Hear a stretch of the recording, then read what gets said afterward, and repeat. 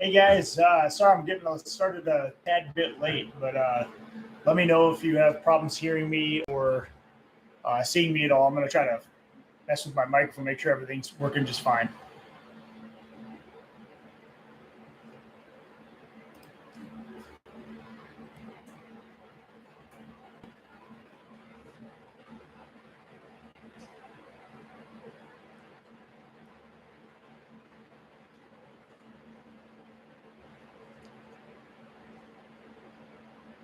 Hey guys, so just making sure my microphone and camera and stuff are hooked up accordingly. Just making sure. Let me know in the chat section if you can hear me okay.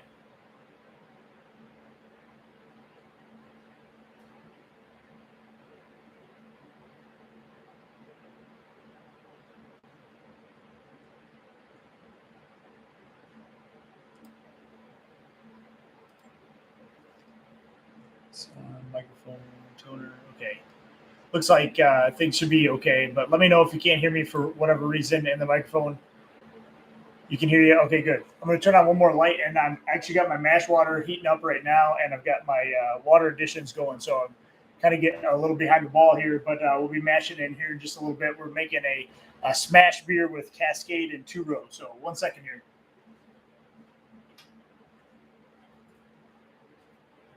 So I'm going to be grabbing a beer here in just a minute. I'm a little behind here, so I haven't even grabbed a beer of my own. What else? What's everybody drinking tonight? Let me know in the comments, and appreciate you guys all being here. I was kind of rushing to get some of the water additions and stuff done, and I'm still working on how hot my grains are so I can get my settings correct here. Let me put the thermometer in my grains.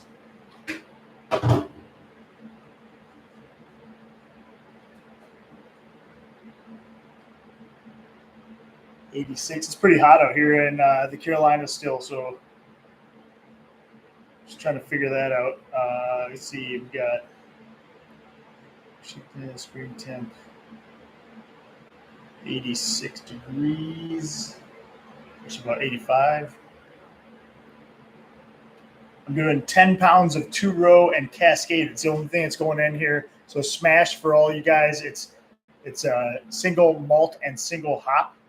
Right, we're going to be doing a mash of 152 degrees today, and so I'm trying to get my strike water at the right temperature. We're going to be boiling for 60 minutes, and it's a 5-gallon batch. So this is actually for a kind of an education deal that I'm doing with a few friends to kind of taste the difference between grains and malts and other things like that. And so I'm doing kind of a control recipe where we're doing Cascade and 2-row, but we're going to have other people switch their hops, other people switch malts, other people switch grains, of course, or grains and malts, but then other people will switch yeast as well. So I'm using US-05, which is kind of a control. Other people will be doing different things, Kavite, that kind of thing. So it's kind of a cool deal to kind of understand how the different flavors of each of the malts, hops, and yeast kind of affect as you kind of do your brew day.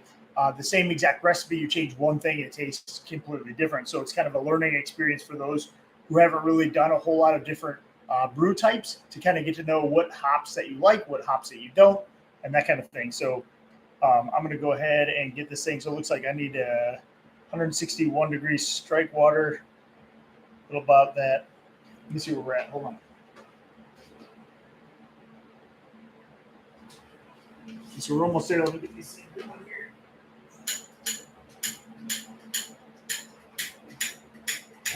I'm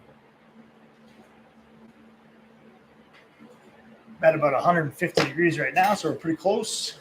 I got water additions. In my case, I'm doing gypsum, calcium chloride, and Epsom salt, but it's really going to be up to wherever you are, what water additions that you need for your beer specifically.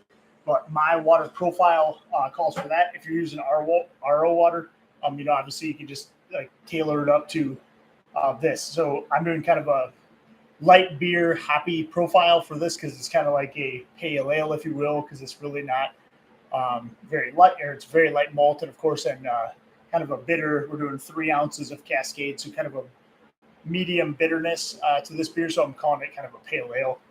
I'm going to mix in my water additions here, and I'll be right back.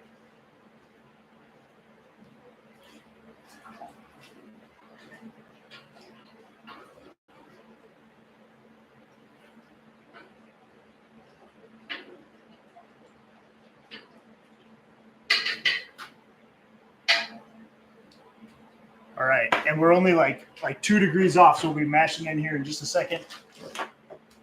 I also add about 3 or 4 grams of ascorbic acid. It's basically vitamin C. It really helps you with the helps oxidation in the long run, really. And so, really, what you want to do with that is put that in your mash. It will help prevent oxidation. So, one of the things that I like to do is put that for anything that's really like more susceptible to oxidation, like a hazy IPA, most pale ales, IPAs, that kind of thing. Treehouse Trail Peacherine. That's a good. You just got a Czech lager. Czech lager. Can't talk today. Just got done brewing that. Oh, that sounds good. I'm gonna go ahead and mash in here real quick. 1 sec.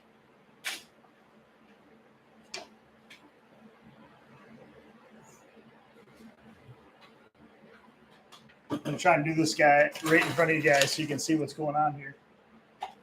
Throw my mash tun up here.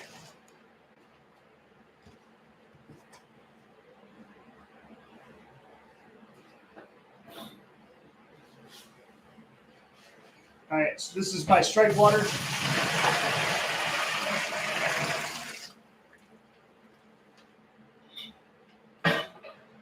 That's strike water with my water additions in it.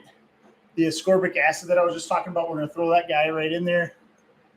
Rinse it out a little bit. Make sure that's good and mixed in, and then we're going to add our grains. Again, it's just 2 pounds, 2 row. This is going to be a smash beer. Again, really emphasizing on the different grains and malts that the different participants in this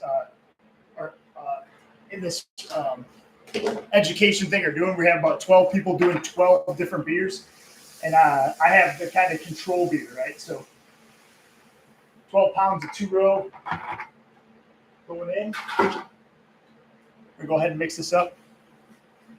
Take a little temperature. We're shooting for 152, which is kind of a mid-level.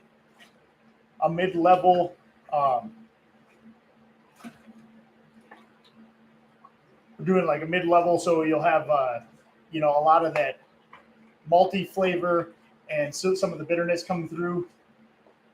Not too sweet, so it's kind of a balanced profile kind of mash temperature at 152. Higher than that is usually like your darker malts, like darker styles like porters, stouts, that kind of thing. And lower, I like to do a few degrees lower, usually for pale ales and other things, if you want them to have a little bit more bite to them. But in this case, we've kind of set a recipe for most people. We're going to do about 150 degrees. See what this temperature's at. If you're overshooting your mash temperature, by the way, a good rule of thumb is you can always add an ice cube. So I always try to ice cube or 2 and then stir it around. I'm hitting this at 152.8, which is perfect. So I'm going to go ahead and throw the lid on this wherever I put my lid. Here we go. All right. And so we're going to set a timer. Is 7:18. We're going to go. We'll just call it 7:15. Throw that off to the side for an hour. So we got a little bit of time to chill, talk. I'm going to grab a beer here in a minute, but we've just mashed in. So we're going to do Cascade. Yes, Eric, thank you. We're going to do Cascade hops, 10 pounds of 2 row, and Safe Ale US05 is my smash beer for today. So for those who aren't familiar with smash beers, smash stands for single malt and single hop.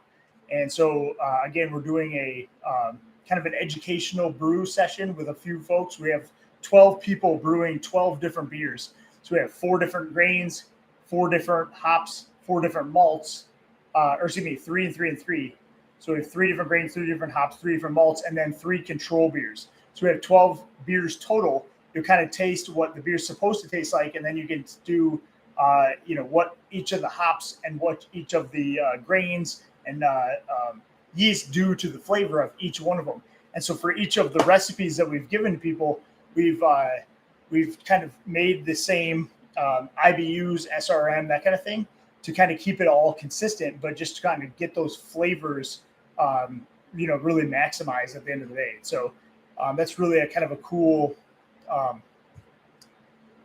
way to kind of test different, hops and yeast and stuff that you haven't done before, is kind of do a smash beer. I did a lot of smash beers when I was first getting started.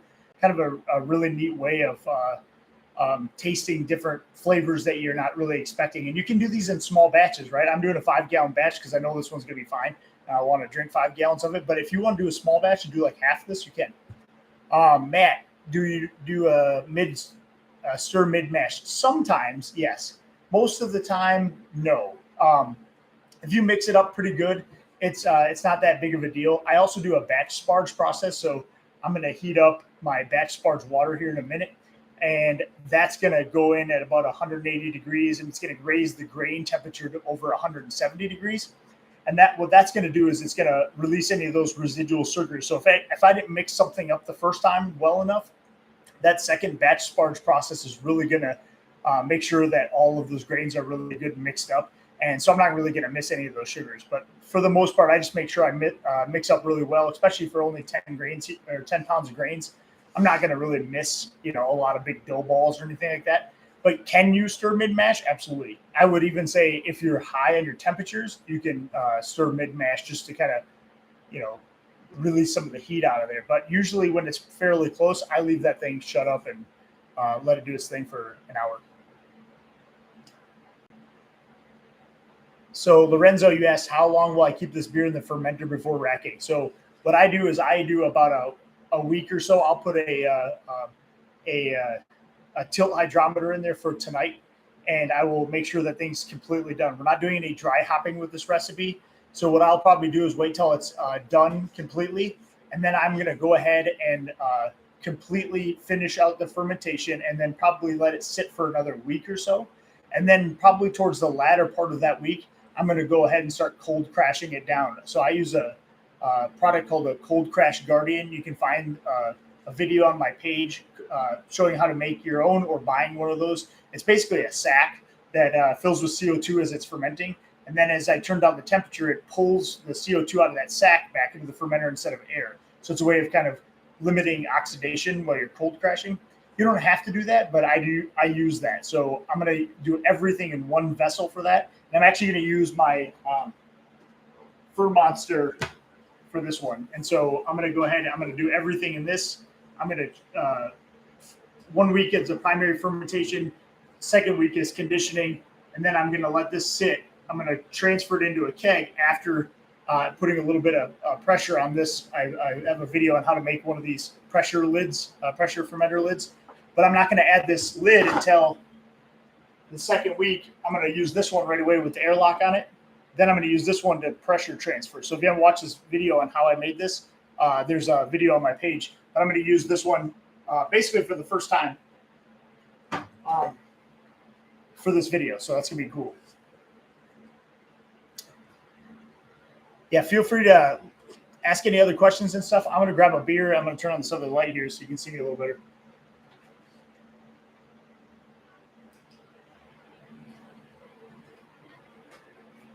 I don't know if that helped at all, but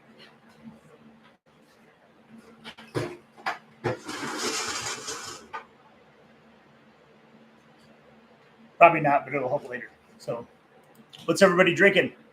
Yes, I am thirsty. I'm going to grab one right now.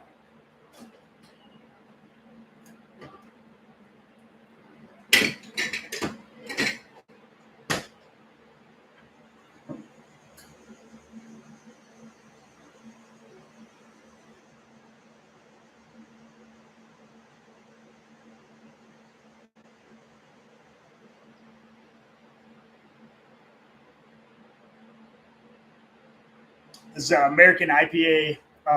It's in a cold glass, but it's pretty clear.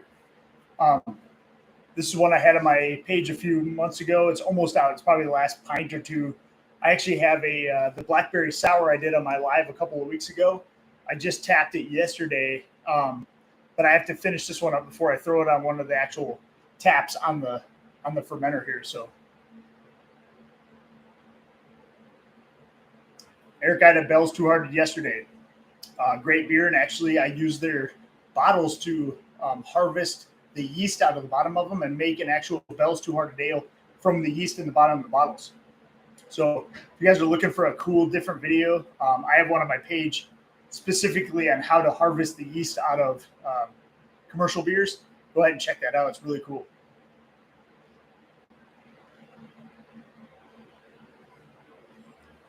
Belgian Special Strong. 11%, man. They only need a couple of those. 15% Scotch Ale. Holy cow, you guys are hitting them hard tonight. You guys are going to pass out before I do tonight. Yeah, Eric, it's a cool video. I tell you, when I figured out how to do the harvesting of yeast, I'm gonna turn this one off so I can look right in here. When I figured out how to do like the harvesting of yeast from the commercial bottles, I did a lot of Bell's own recipes, which they actually have on their website. So you can go to Bell's brewery and you can either buy their actual kits themselves, which they'll send you their grains and hops and everything, and you can even buy their yeast. But the trick is you can get a free yeast if you just buy a 6-pack of their bottles and make your own little starter. So it's like getting a 6-pack for free because it's about the same price as buying an actual yeast at the store. So it's kind of like a buy a yeast, get a 6-pack free type of thing. But I did the Bell's Two Hearted. I've done their Oberon Ale. I did their they use the same yeast, by the way, for every one of their beers except for their Belgians, I think it was. So I did their Oberon Ale, which is their wheat ale.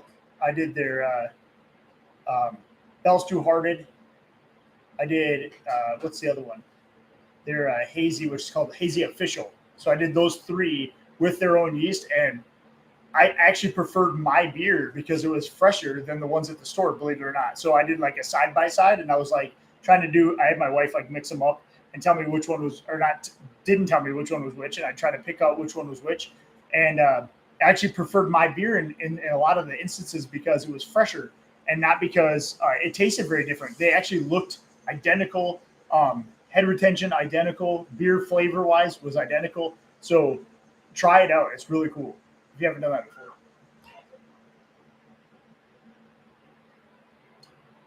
Yeah, and Bell's Two Hearted is the classic IPA. So BJCP uses that as one of their beer styles they recommend for the American IPA flavor.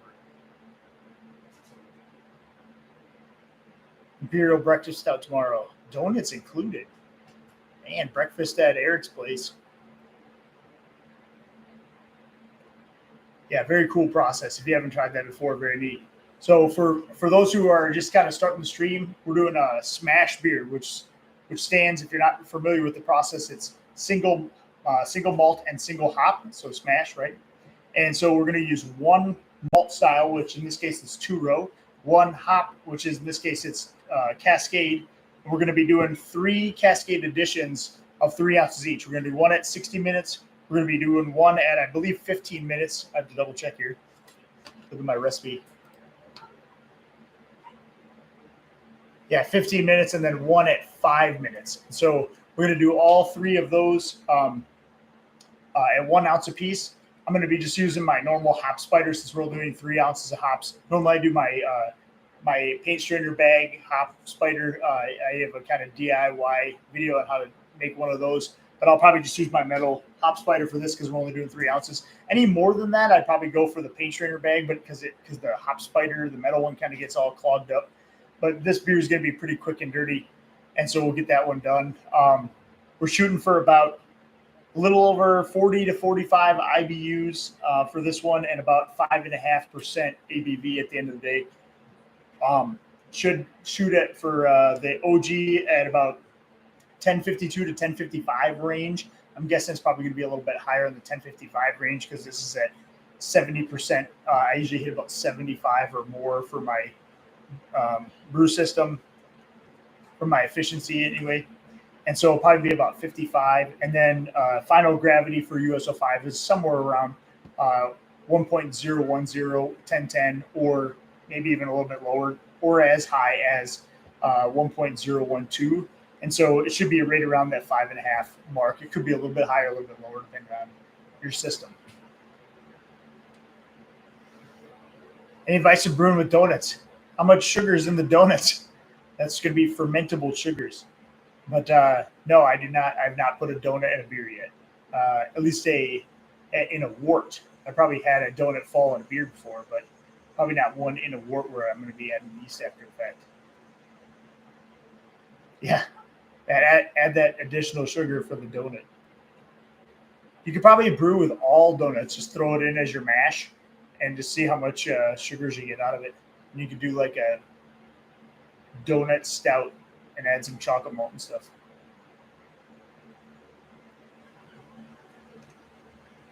What's everybody else drinking tonight? What's everybody doing for the holiday weekend? For those who are celebrating here in the United States, we're doing Labor Day. Any plans? Of course, not me. I'm just brewing a beer and met a friend for a couple beers this afternoon, so I was a little late getting my brew day started. But I did have a kind of couple pre-game beers this afternoon, so.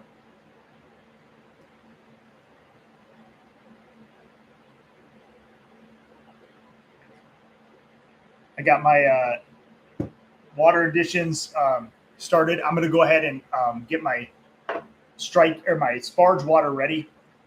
I've got to remember how much I got to do for sparge water. I think it's I need about 3.6 for the strike water for this 5-gallon recipe, and I'm going to need about it's like 4.75 for a total volume. I'm going to have a total boil volume of 6.7 for this for 10 gallons, or excuse me, 10 pounds of grain. So 6.7 gallons. So I'm going to go ahead and I'm going to fill up 6.75 gallons of sparge water real quick. And I'm going to get that heating up and then put my water additions in there so they're ready to go after this hour mash rest. But go ahead, grab yourself a beer. Let me know what you're drinking. Let me know what your plans are this weekend. And I'll be right back. 1 second.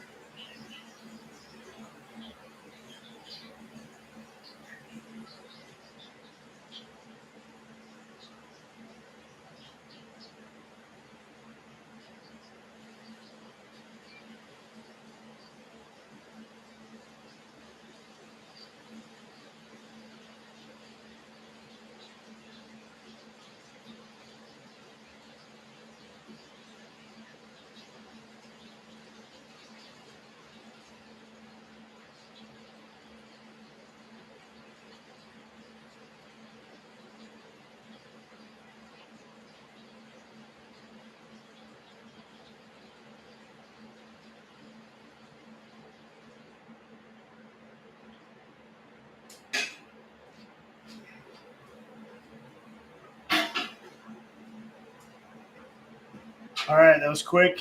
Got those things going. I'm going to go ahead mix in my salt additions. Again, I use a little bit of Epsom salt, gypsum, and calcium chloride. I use a cabinet tablet to get rid of some of the chlorine, but I also use an inline filter to kind of make sure there's nothing coming out, nasties and stuff coming out of the hose. And so go ahead and add these in there real quick.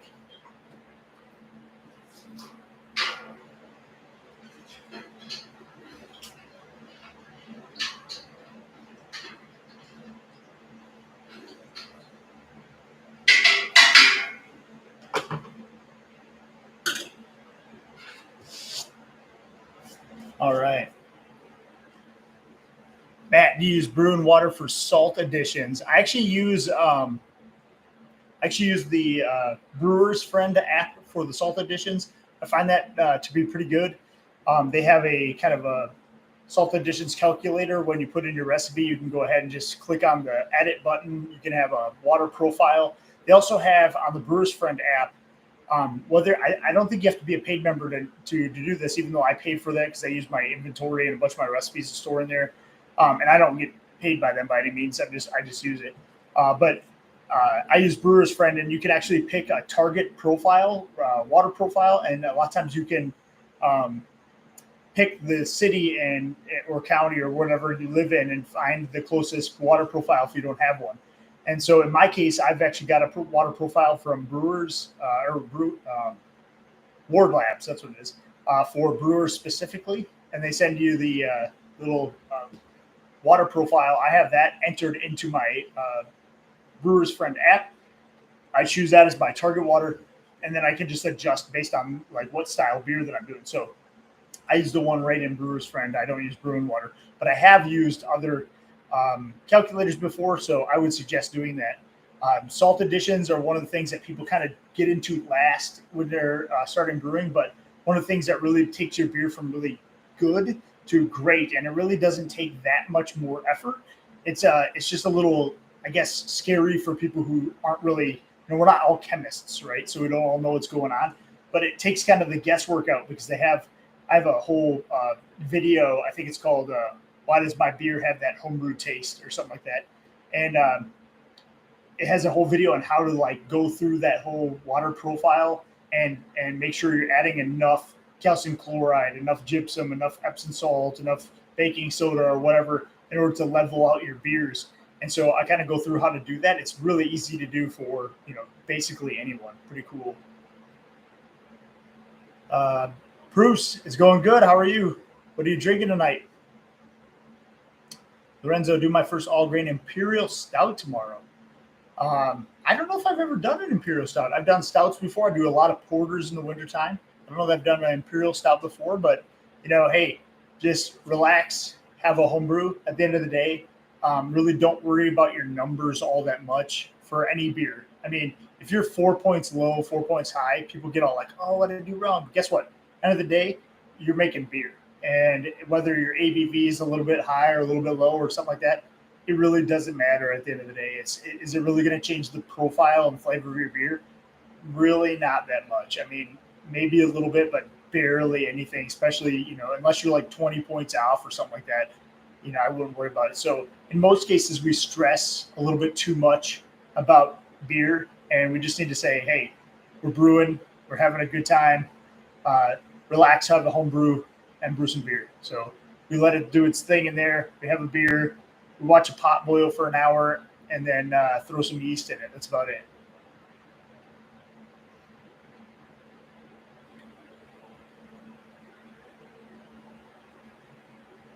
Northwest, I'll have to watch your recent vid. I'll admit I have not watched that one yet. I've been kind of MIA this week. I brewed a couple of different beers recently.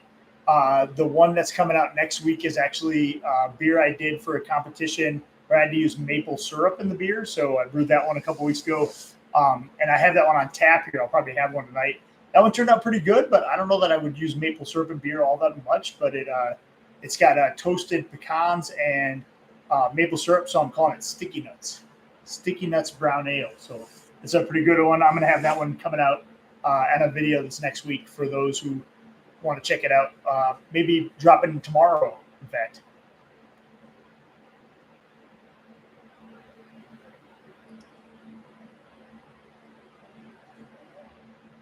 Maple syrup and beer is maple syrup and beer is weird because if you add it before fermentation, of course, it's going to ferment out, right? It's sugar. It's basically sugar. So I had something drop off my chair here, but whatever. Any maple syrup they add in the boil or just after or anything, of course, is just sugar. So yes, Eric, cold side is the way to do it. But how I did this one is I added 12 ounces. I had basically a 12 ounce, pure maple syrup. I use like, log cabin or anything like that. It's gross. This is like imitation syrup. We use like pure maple syrup. Look on the ingredients list. Make sure it's pure maple syrup, like Vermont or whatever. And then I use 12 ounces of it at the end of the boil after flame out. So if you dump it in before while your heat source is on, you may burn the syrup at the bottom because of course it's gonna be cold, so it's gonna go right down to the bottom. It might burn on the bottom of your pot. So make sure that you do that at flame out. But you have to kind of account for that in whatever recipe builder that you're using. You're going to want to make sure that you're using, an app that can count for maple syrup. So in my Brewer's Friend, I put in 12 ounces. That's going to account for that fermentable sugars. And so that, when I tasted it, it had, very slight maple syrup flavor, but not very much at all because most of it just fermented out. But I use that just because we need to use it anyway in this recipe. But I also added some after fermentation was completely done and cold crashed it. I added about 6 ounces or so in the keg itself. And so it's very liquidy, so it actually mixed up pretty well. It didn't sink all the way to the bottom of the keg like I thought it might. So I poured about 6 ounces of it right into the keg after it was carved up, put the lid on, and then I kind of rocked it back and forth, shook it up a little bit. And it actually stays pretty suspended. I was actually pleasantly surprised that it didn't all come out in like the first pint that I poured. So, we'll see how long it actually lasts in there. Time will tell.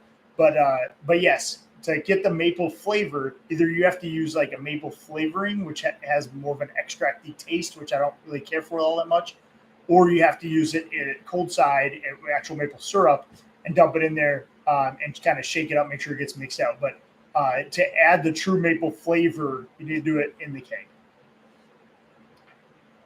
So,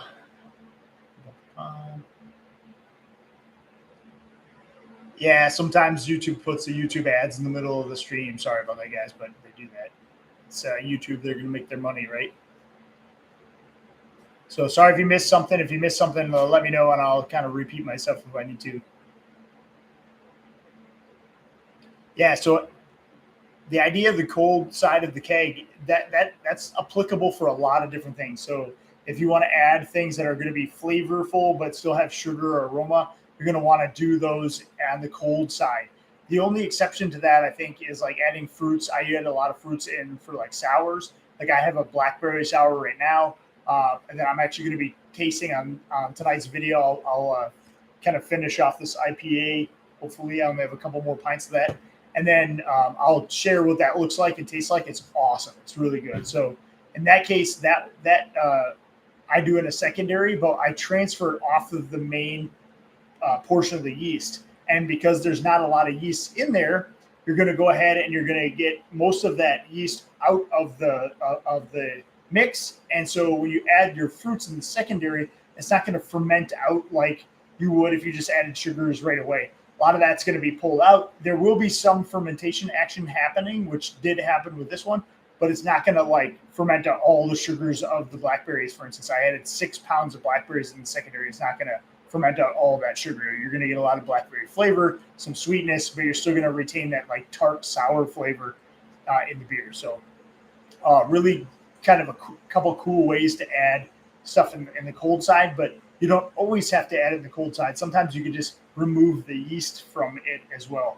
I just hesitated doing that with the maple syrup because it's basically all sugar, not just fruit. But yeah, coffee. I've heard of doing that. I haven't really made anything with coffee, believe it or not. So that might be something I need to do in the future.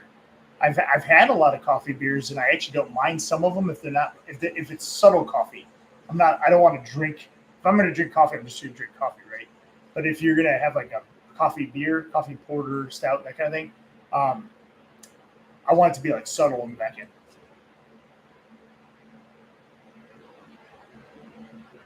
And yes, adding beans in there can make their beer a little more bitter too. So I've heard. So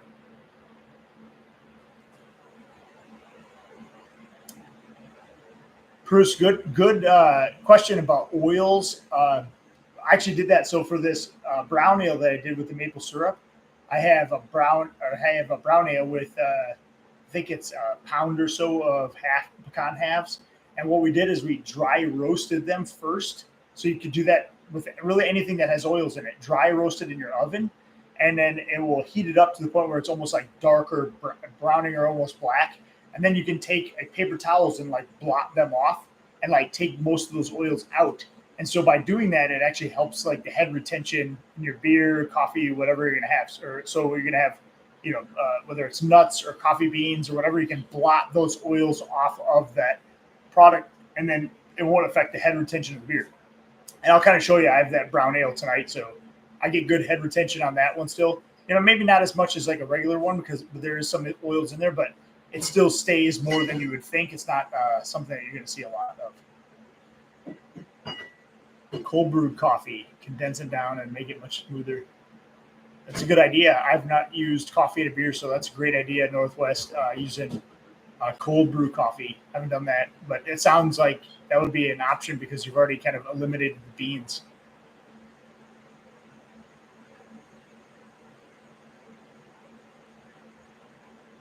Blood Orange Belgian Ale. You know, I've tasted a lot of blood orange stuff. I like to use coriander and even orange peel or zest in beers.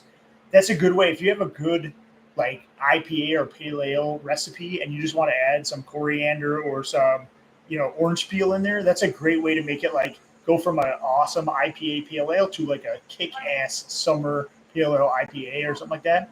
Great flavor to add to any beer is some like lemon zest, tangerine or orange peel.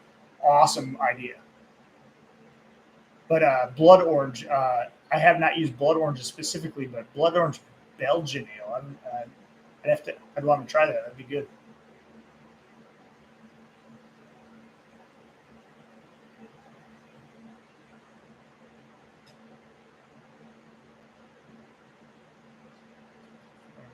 So you crash down to 34 to 40 and have it sit on beads for 24 hours and then rack off the beads. That's not a bad idea. I do a lot of things cold crashing wise, so it just doesn't interact with the fermentation process. So not a bad idea. And I use paint strainer bags like it's going out of style for stuff like that. So throw all that stuff in a paint strainer bag, easy to pull out after the fact, and then keg the beer. That's in the house. So what's everybody drinking tonight? We've got a American Pale Ale, or American IPA, excuse me. I'm trying to kill off a keg so I can transfer over to my blackberry sour I have sitting in there. I got 5 kegs in there, but I only have 4 taps, so I gotta make some room tonight. What's everybody else drinking?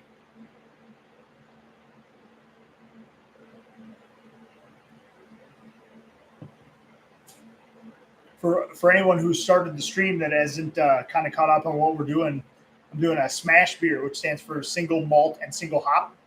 And so we're using 10 pounds of 2-row as the malt. That's in our mash tun right now, doing its thing for another, looks like about a little under a half an hour or so. We're going to go ahead, transfer that out. I do a batch sparge process I'm going to heat up some water to 180 degrees or so. I'm going to pour that in there, let that sit for about another 10 minutes. I'm going to boil that off, and then we're going to do our normal brew process. We're going to add 3 ounces of Cascade hops as the hops we're using. So I've got 3 ounces of Cascade hops. We're going to be divvying those up. I'm going to be adding those at 60 minutes, at 15 minutes, and at 5 minutes in the brew process. And then we have about 12 brewers total for a little kind of education event that we're doing, where we're going to be doing 3 people doing different hops, 3 people doing different malts, 3 people doing different yeast, and then 3 people doing the control beer, which is what I'm doing, is the control beer, where everybody can go around and kind of taste the difference between the same recipe but with a different hop and a different yeast and a different malt, and kind of see what the flavor profile is. So we've kind of created some little cheat sheet recipes for people to go ahead and try all those things out, and then we're all going to get together at one meeting, and we're going to like try all the different beers to kind of it's kind of an educational thing to try all the different flavors out to see like, hey, you know what? I didn't realize that this particular yeast would have that impact on the same beer as I tried with USO5, for instance, which is the control beer. So really, really cool. If you haven't done S.M.A.H beers, this is a really cool way to do like small batches, right? So you don't always have to brew like 5 gallons. Do a 2.5 gallon batch, or even a 2 gallon batch or something like that, and have a couple beers out of it. Try a different hop in the same recipe. See, do a different grain, that kind of thing. Find out what you like, and then it helps you kind of build recipes that are more complex as you know a little bit more about more yeasts and malts and that kind of thing. So if people have questions about stuff we're talking about tonight, feel free to let me know. If you want to know a little bit more about S.M.A.H beers, that process, let me know too. This is really just a Q&A for you guys to ask me some questions. We're going to share some beers together. We're going to watch a pot boil for an hour and kind of chill out on a long holiday weekend. So feel free to let me know what you guys are drinking, any questions they have, or just want to let me know what you guys are brewing. Happy to talk about whatever you want. Bruce just did I think you're saying 2-row Cascade S.M.A.H. But my Cascade was old and ruined the beer. Trust your instincts. If it doesn't smell fresh, it isn't good. So one of the things I would say is for especially for hops, make sure you put them in the freezer if you can, and then with that also vacuum sealing is like something I highly recommend because hops are prone to oxidation just like anything else, and if anything, it will at least ruin like the aromatics you're gonna get out of beer. So one thing I do, and I'll show you, is I actually vacuum pack hops. So I have a vacuum sealer. I actually have a store for all of my stuff. Look underneath any of my videos. I have an Amazon store, and not because I make a little bit of. It's a way to support the channel. Of course, I make a little bit of that. It doesn't cost you any more money to look at those things. But I put the exact products that I use in that Amazon store because these things are what works, right? So I use an Inkbird, which I usually use for my temperature controller back here, but an Inkbird vacuum sealer, and this is the one. So you can see how good it vacuum seals. I use these for my hops. This just happens to be Howler Tower Blanc, and I'm going to use for Oktoberfest coming up. But I vacuum seal all my hops. So I have a ton of hops in here. Here, look, there's a whole like gajillion tons of Centennial. I think this is probably like 10 ounces, something like that, and giant block of Centennial. But like this is how good the vacuum sealer works, and you're going to limit that oxidation in here. Put them in the freezer, and over time, it's not going to affect the oxidation of the hops. So you can keep those for a long time. That's one thing that I would make sure that you do for hops if you're going to keep them on bulk. If you're going to buy them one at a time, keeping them in like just a container like this is fine, but I'd still put them in the freezer.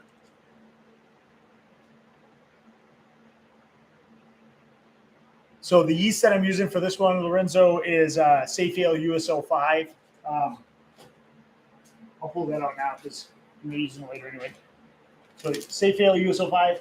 Again, all the yeast that you use, make sure you put them in the refrigerator. You don't have to you don't want to freeze them, of course. But even dry yeast, I keep in the refrigerator. S.M.A.S.H USO5. I'm not going to make a starter for this one. It's a smaller beer. It should be mid 1050s ish or low 1050s for original gravity. So one packet is enough. If I was using liquid yeast, I'd probably make a starter for anything over 1050 ish. Anything under, I probably wouldn't, but it depends on the freshness of the liquid yeast. For dry, they usually have more active cells in there, so I don't really worry about it. I pitched the USO5 right in there, so I'm using that one for this particular beer. So Eric, the vacuum sealer is just an Inkbird vacuum sealer. I have that on my Amazon page. Any of my other video descriptions other than this one, I don't have it in this one, of course, but click on any of my videos and I have my Amazon store listed right in there. The vacuum sealer is in there. It's just stuff that I use and that I know works. So I want you guys to be able to use the same things. It's an Inkbird one. It's really inexpensive, small, perfect for doing hops. So that one's great. Check that one out. The vacuum sealer is the way to go for hops for sure. Brick, you got the tilt and the Raspberry Pi. Now you got to figure out how to set it up. So in my Raspberry Pi video, I have a tilt hydrometer video. If you haven't looked, there's some links in that description as well. So Brick, check that out. There's some links right to how to set up the tilt and the Raspberry Pi to get it calibrated and to also hook it up to that Raspberry Pi. So there's a little download link. That's right from the guys that actually make the tilt hydrometer itself. Noah is his name or something like that. So he's his own page, tells you how to actually put this. It has the links to download the software on the Raspberry Pi. That's a absolute game changer, right? So again, in my Amazon store, I have those links to the Raspberry Pi and the tilt. You can check those two things out like Brick did. But go ahead and in that video that I did for the Raspberry Pi, where I talk about that a little bit, and that one I think was back in like December-ish or something like that. Go check that video out. I actually have the links right to how to program that and which ones to watch to download all the software to set up your Raspberry Pi. So it's going to be awesome once you get that set up, Rick, because that's a game changer. I will tell you what, I have the Inkbird on a Wi-Fi remote too, so I can check my tilt from wherever I'm at on Google Sheets. I can say, oh, look, it's been done fermenting for 5 days. I can literally go on an app, change my Wi-Fi tilt or my Inkbird temperature controller, and I can start cold crashing or warm it up for a diacetyl rest or whatever. So really, really cool. That's a must have. Kind of one of the coolest things that at least like uh, technology wise that you can do brewing. So tilt is cool. And Northwest tilts aren't accurate. You're right. So you're gonna have a couple like degrees difference, especially if there's a lot of like gunk and stuff on it. But it gets you a range of like, is this done? Has it been sitting at the exact same, original gravity for 4 days or 5 days or whatever? Then at least it's done fermenting. So it may not be perfectly, reading your OG, but at least it's going to give you an indication that it's done, right? And that's kind of what you're looking for.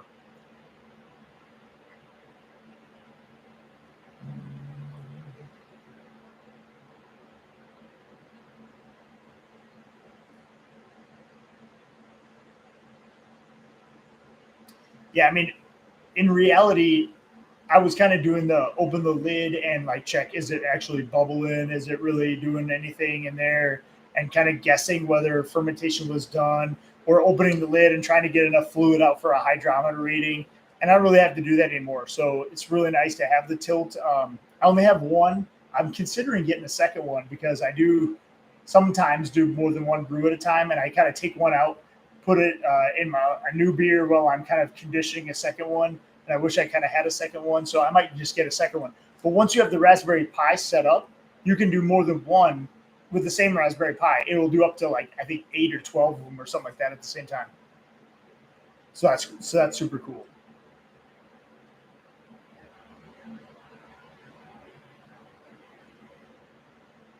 So, Bruce, you asked a question: how is your two-row Cascade Smash beer different than the Sierra Nevada Pale Ale? So, a little bit different.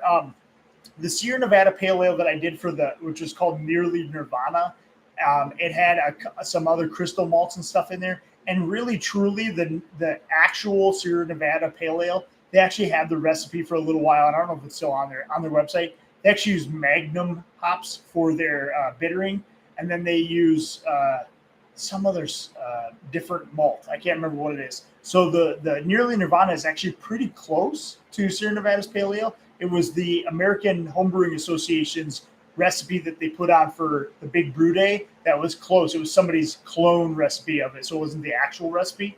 But yes, very close. It's a lot of Cascade hops, a lot of two-row. I think they use, in reality, I think they use some Pilsner and some, I think it's Crystal 60 or something like that in the actual recipe. I can't remember. I'd have to go look up the recipe. I have it downloaded somewhere. So if you're curious and you can't find it on Sierra Nevada's website because they used to have it, message me. I might still have it. You can send me a private message or something. Yeah, it's not all Cascade, Bruce. So there's a little bit of Magnum I think they use for bittering right away, but the rest is Cascade. So you're right. So most of the flavors you're having is Cascade.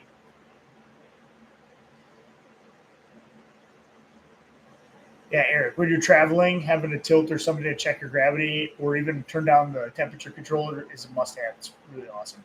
So the Inkbird that I use also in the Amazon store, really cool. Check that out. I had a regular Inkbird and I changed to the Wi-Fi just to be able to like turn that down whenever I need to. So that's awesome. Yes, it is not a cheap hobby by any means. Brewing is never ever cheap, but at the same time, it's fun. And if this is what you're going to spend your money on, you might as well like what you do, right? But that's part of the reason why I don't go with like really high stainless steel fermenters and that kind of stuff, because I can do just as good of beer as most people, and win medals and awards and all that kind of stuff for my beers as people who have all that fancy equipment. I still do it in Rubbermaid containers, so I kind of like the fact that I'm doing it old school. And some people kind of give me hell, but you know what? I have my good beer at the end of the day, and I'm not complaining, and neither is anybody when they're drinking my beers.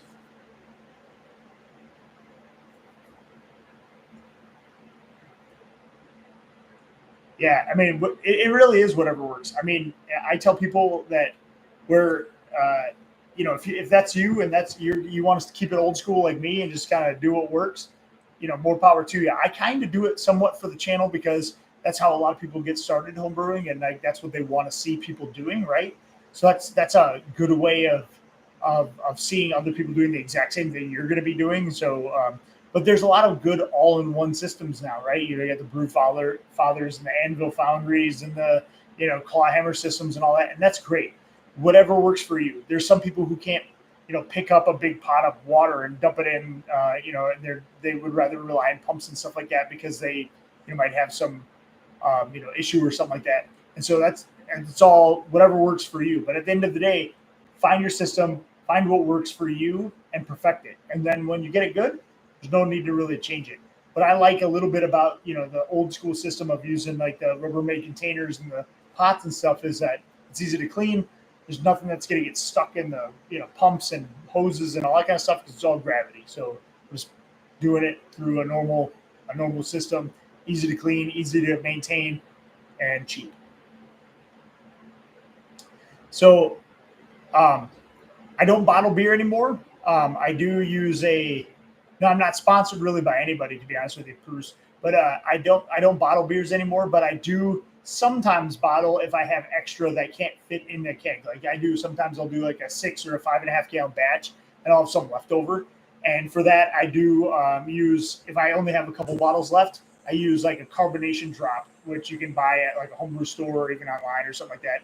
And you put like one per 12-ounce bottle or a couple of them for a bomber. But most of the time I'm kegging beer, right? So I got a whole kegerator back here. I've got all my beers in that keg and they're purging with CO2, hooked up. I got two regulators, one primarily for keeping serving pressure and one for force carbing the next keg up. And so I keep two regulators on at all times for that. And then I have a 20-pound CO2 tank on the backside. But I do have an extra 5-pound if I want to bring it somewhere and hook it up to like a jockey box or something like that. But most of the time I just have the 20-pound CO2 tank. So I don't bottle much anymore. But when I did, I did use corn sugar. And I think don't quote me on this, but I think they use corn sugar. And I think I can't remember how many grams. I think it's like a pound per cup or something like that. And then you mix it in and then you bottle over in the bucket the corn sugar and then it mixes in as you're bottling. And then that residual corn sugar, the yeast in the residual yeast after you transfer it into that bottling bucket will eat that corn sugar and create carbonation in your bottles. So you don't have to use those little carbonation drops. Sometimes you just have to use the corn sugar, and that's probably the better way of doing it anyway. So it's really mixed in there, bottle to bottle.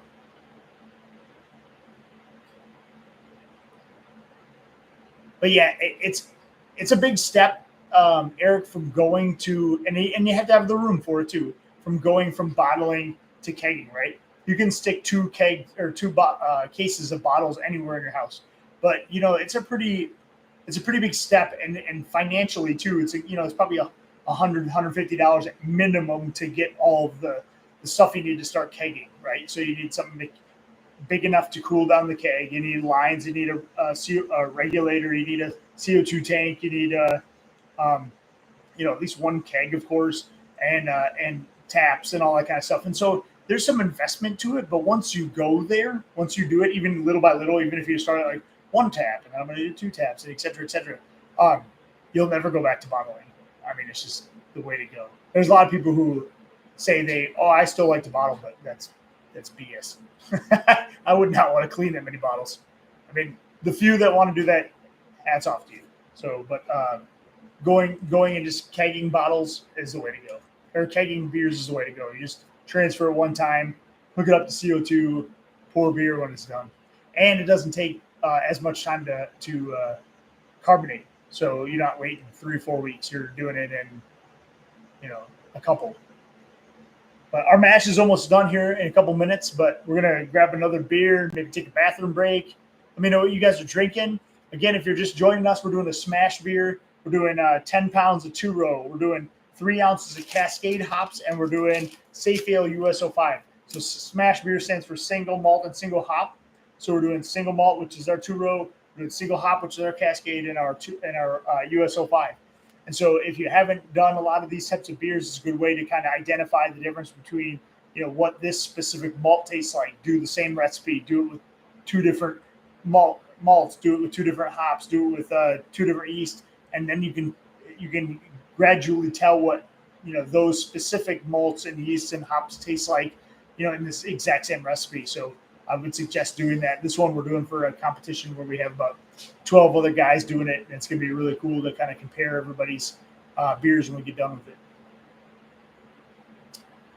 Do you need a freezer to cold crash, or will a mini fridge work? And so, David, that's a great question. It depends on your mini fridge, right? So if your fridge can actually cool enough down to get that 5-gallon or whatever size keg you're working with, or fermenter you're working with, down to temperatures that are in, I would say, at least lower 40s, then yes, you can do a mini fridge. But I've had some people who said mini fridges, depending on the size, kind of struggle getting that much volume of liquid down that cold. And so really it's up to, what mini fridge you have. This particular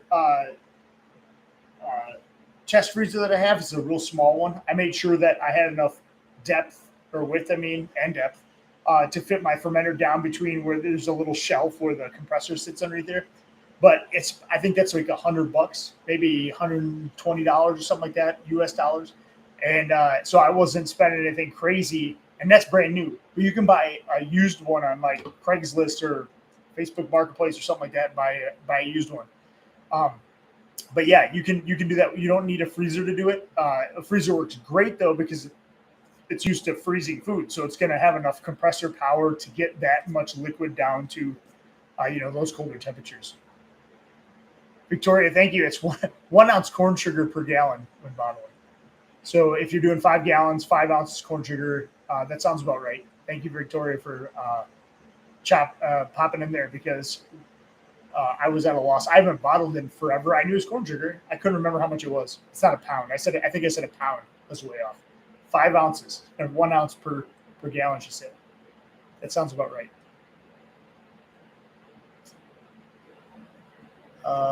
Will you need a...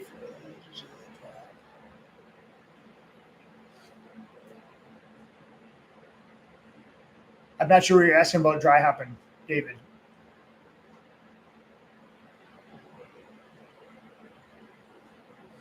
But we're going to be, so I'm about a couple minutes away. We're going to go ahead and stir this thing up. We're going to start our Vorlaughing process. I'll share with you guys how I do the Vorlaughing. I do like a little recirculation using a couple of kind of DIY pitchers. And I'll show you guys how I do that. It's kind of this is a secret method that I use that's really high tech, with a couple of pitchers right here and like some PVC tubing. So I'll show you how I do that. I haven't really seen anything like this on the market, but I was really sick of like Vorlaughing really slowly pouring on the side of my mash tun, and so I made these. I have a video on how to do this. You can check that out on the page. But I'm gonna go ahead and start my strike water. My sparge water. I haven't done that yet. Hold on one second.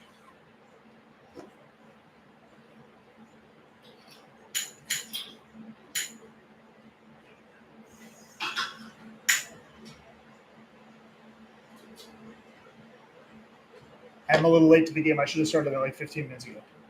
I'm not sure why I didn't do that. So that will be a little bit, or our mash will just take a little bit longer. That's not a big deal. We'll have another beer. What's everybody drinking tonight?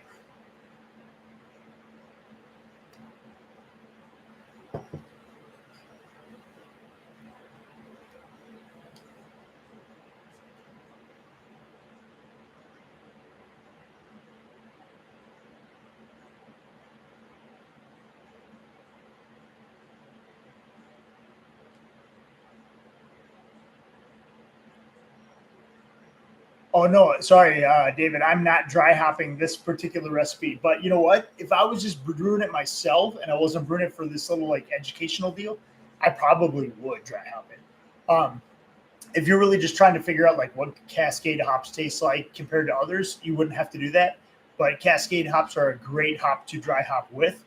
And so in this particular vessel too, so I'm going to be fermenting in this Monster. And one of the reasons that I bought this thing in the first place is because it's 7 gallons, so it's super tall, and my beer might only go up to about here. So when I dry hop this thing in the future, not this particular beer, when I do, I'm going to have enough room to actually put like a paint strainer bag, a small bag of hops up in here, and I actually use these little sous vide magnets. I magnet them up on the top of this fermenter, on the top, and then when my beer volume is sitting there fermenting down here, when it's ready to dry hop after they get done fermenting, I can actually just pull the magnets off. It drops the sack right into this container to dry hop, so I don't ever have to open it or make it susceptible to oxidation or anything like that. I'm just going to go ahead and dry hop this thing by pulling the magnets off, letting those other magnets that are in there fall all the way down, pull it into the beer, and then we're dry hopping right away. And then I can let this sit there and condition for another week and do its thing, and then I can transfer this thing into a keg just using the spigot that's on here. So one of the reasons why I bought this Fur Monster, which I usually use glass big mouth bubblers, but those are only 6.5 gallons. This is 7. And so it'll give me that little bit of extra headspace in order to do that dry hopping. So if I wasn't doing it for this particular reason, I would dry hop this recipe for sure. I'd probably add a whole nother, maybe another ounce in at dry hopping just to get that aroma and flavor.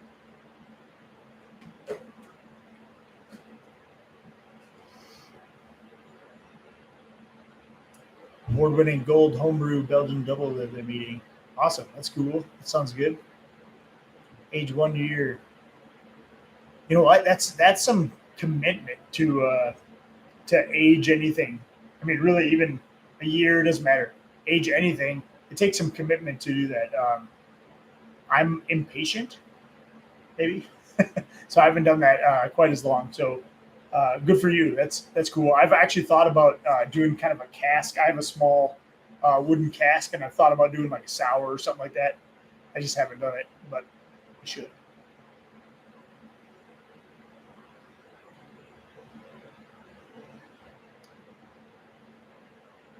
Hey, that's what you gotta do. If you're gonna be if you're gonna be doing any aged anything, just put it somewhere and forget about it. That's the name of the game of aging. And sometimes the more the merrier, the longer the better.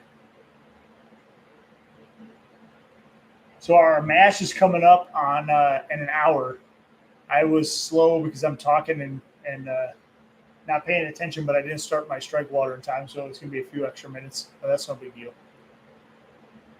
So probably about 10 minutes or so from now, once my strike water heats up to about 180, we'll go ahead and start this thing. Get this thing boil off. And actually, I can probably, when it gets pretty close, start boil offing here in a few minutes. And then by the time it gets heated up, we'll be right at it. What's everybody drinking? I'm going to grab another one here. I'm just trying to finish off this American IPA that I have going on, but I've got a awesome blackberry sour I'm going to tap after this, which is, oh my God, one of the better sours I do, period. I still got that a little bit of the hazy left. That's probably almost cash too. I've got the Quest for the Holy Ale, which is an English ESB. If you haven't watched that video, that's a good one. Malty version of pale ale. And then the Sticky Nuts Maple Pecan. We'll have that one once I get the boil going here. We'll have that one, and I'll tell you guys all about that little competition and a little bit more about the maple syrup that we added in that one. So let me grab a beer here quick. What's everybody drinking?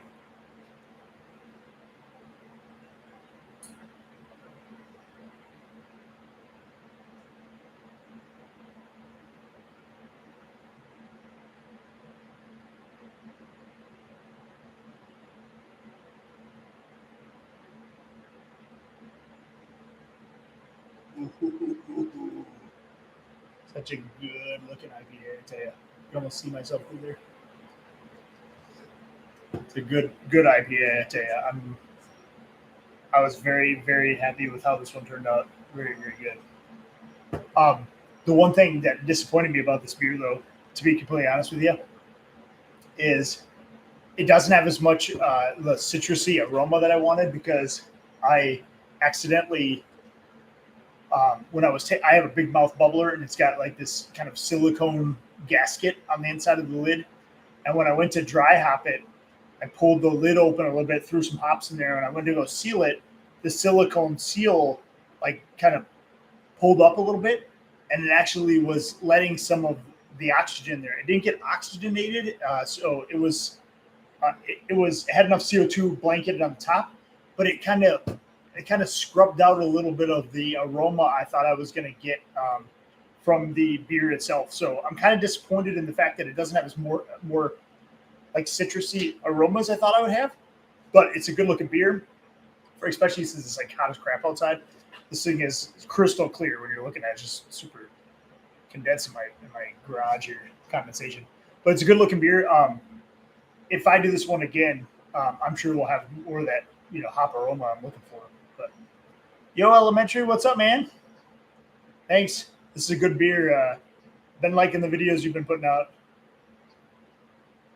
This is not the ESB, Eric. This is the American Pale Ale. I'll do the ESB next, but I'm trying to drink this one up for tonight.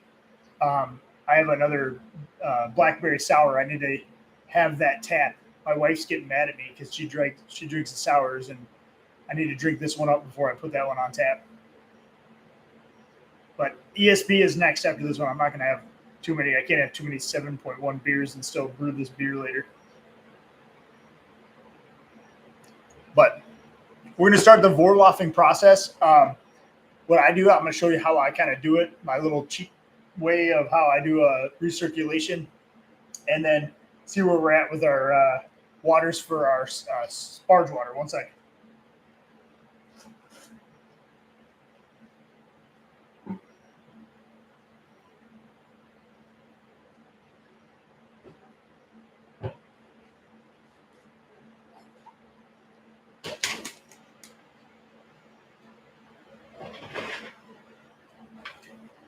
So this is a super scientific way of recirculating your mash. Not at all, but pretty cool. If you've ever done a Rubbermaid container recirculation and you're just pouring a little bit out, kind of pouring it slowly back in here, try not to disrupt the grain bed a little bit. I use a kind of a two pitcher system, and I'm gonna show you how I do that real quick before we get this thing heated up. Yeah, I use Werflock tablets in almost all of my beers. I don't always add gelatin. I didn't in either one of these beers. This one I did not.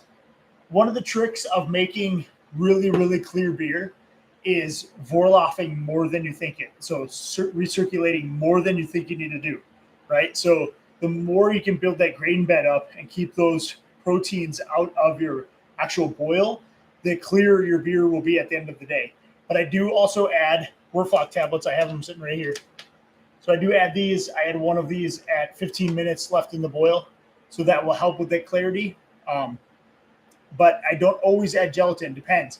If I have something that has some chill haze and I need to enter it into a competition, I might add some gelatin, but it's really rare. A lot of times I like to just let it sit for an extra week. So really, really cool.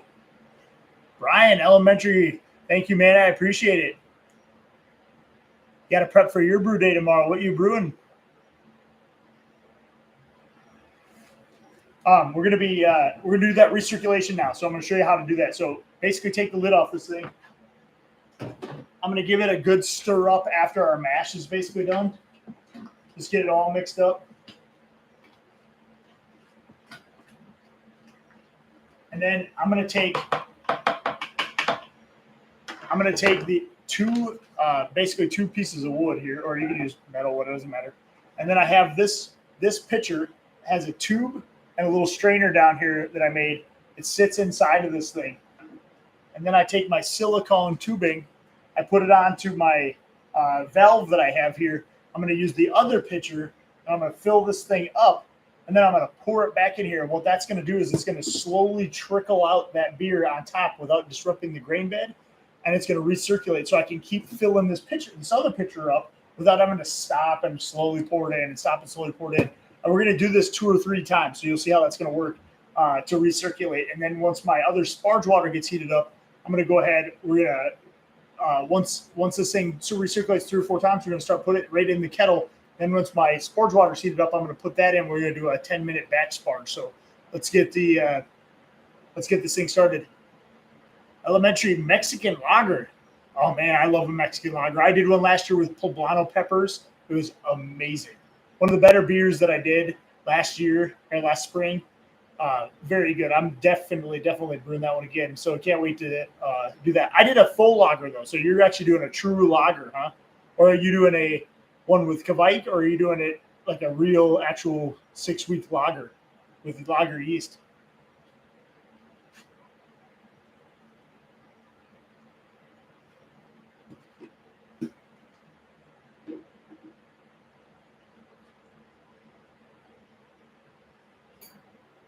All right, so we let that open up just a little bit. We're gonna let that trickle out. We're gonna let that start filling up that other pitcher slowly but surely. And then I'm gonna let that, once that gets filled up, I'm gonna dump it back in here and then just keep letting it recirculate for a little while.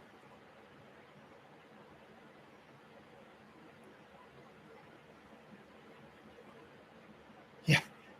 Elementary, there's no rhyme or reason to live videos. I'm just drinking with friends right now. That's all we're doing. Drinking and brewing. I wasn't gonna make a brew day video on this one because it's just a smash beer, so it's pretty easy. But I figured why not invite everybody else to watch the shit show. So that's what we're doing. Nova lager yeast. Good. That sounds good. All right, so we're about halfway up. I don't let this thing full. You don't want to open up the valve completely with this. You just want to let it kind of trickle out.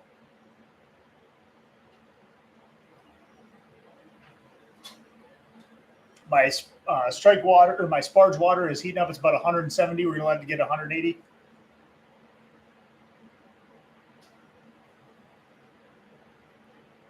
I have not used Nova, so I need to look that up. That sounds good.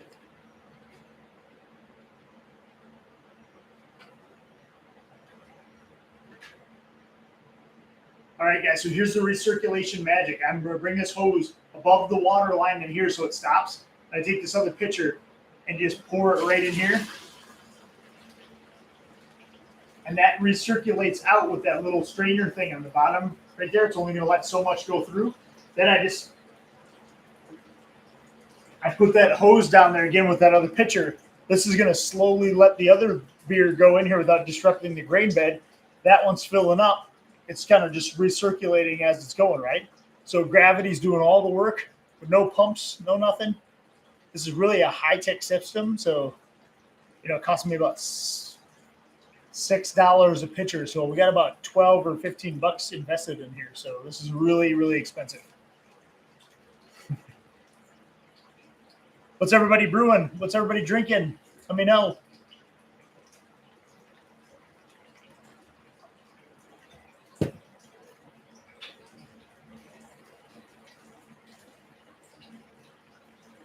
And then keep an eye on it. When you get another full pitcher, dump her in.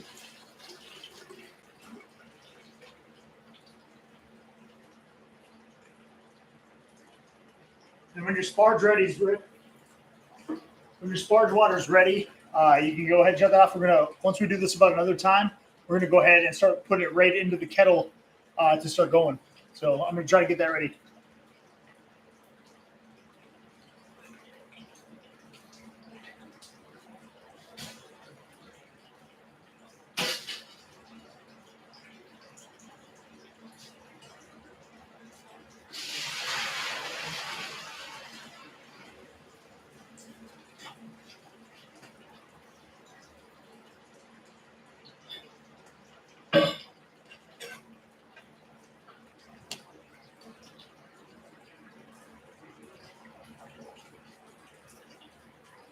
All right, third gallon.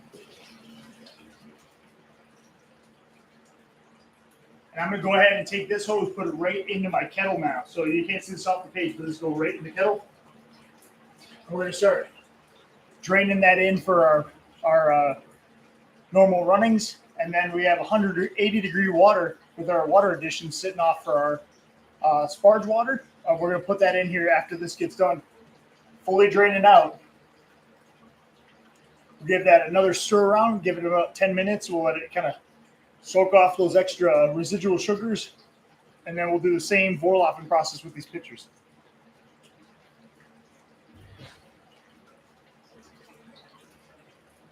I almost spilt 180-degree water on my foot, so that would have not felt good. But I did not, so I think we're good. Yeah, this super high-tech system. Very high-tech. You can't get this at any store. by just buying a couple pitchers. Yeah, no, honestly, I have a video on how to make this. It's on my YouTube channel, so check it out. If you can't find it, let me know. I'll send you a link. Super easy. If you use a system like this to do recirculations, this makes it just a ton easier. And you can do 3-4 gallons. Again, make sure you're doing more of this than you think you need to do, just because this is going to help with the clarity of your beer overall.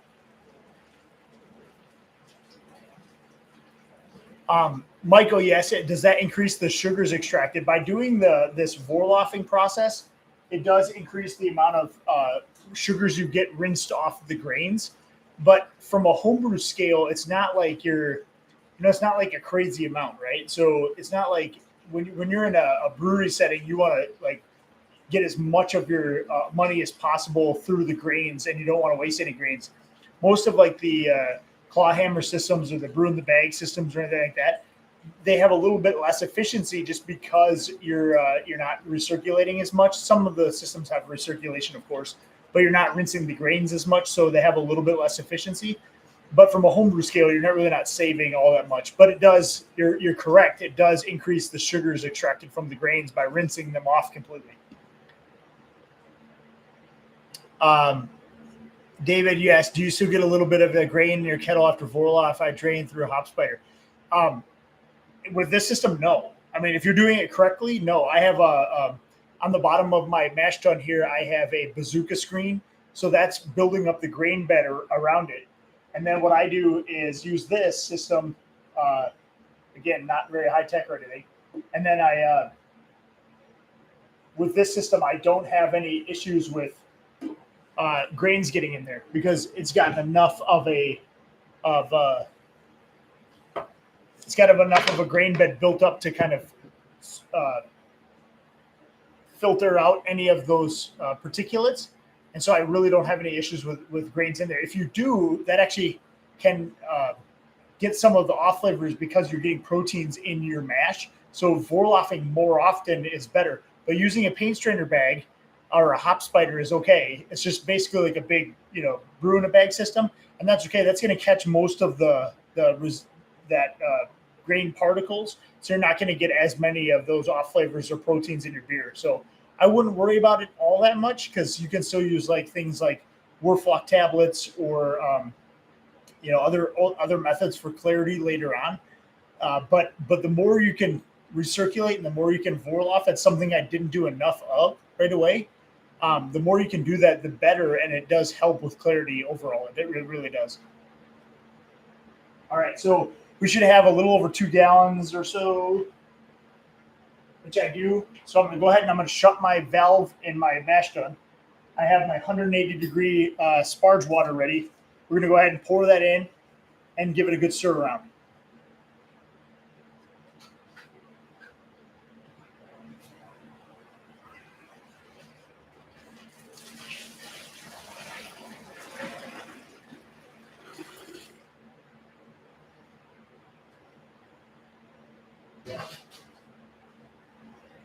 All right, so we got 180-degree water. The point of being hotter than your normal water is you want to try and raise that temperature up of your mash over 170 degrees. It's going to stop some of those enzymes and chemical reactions going on in your mash.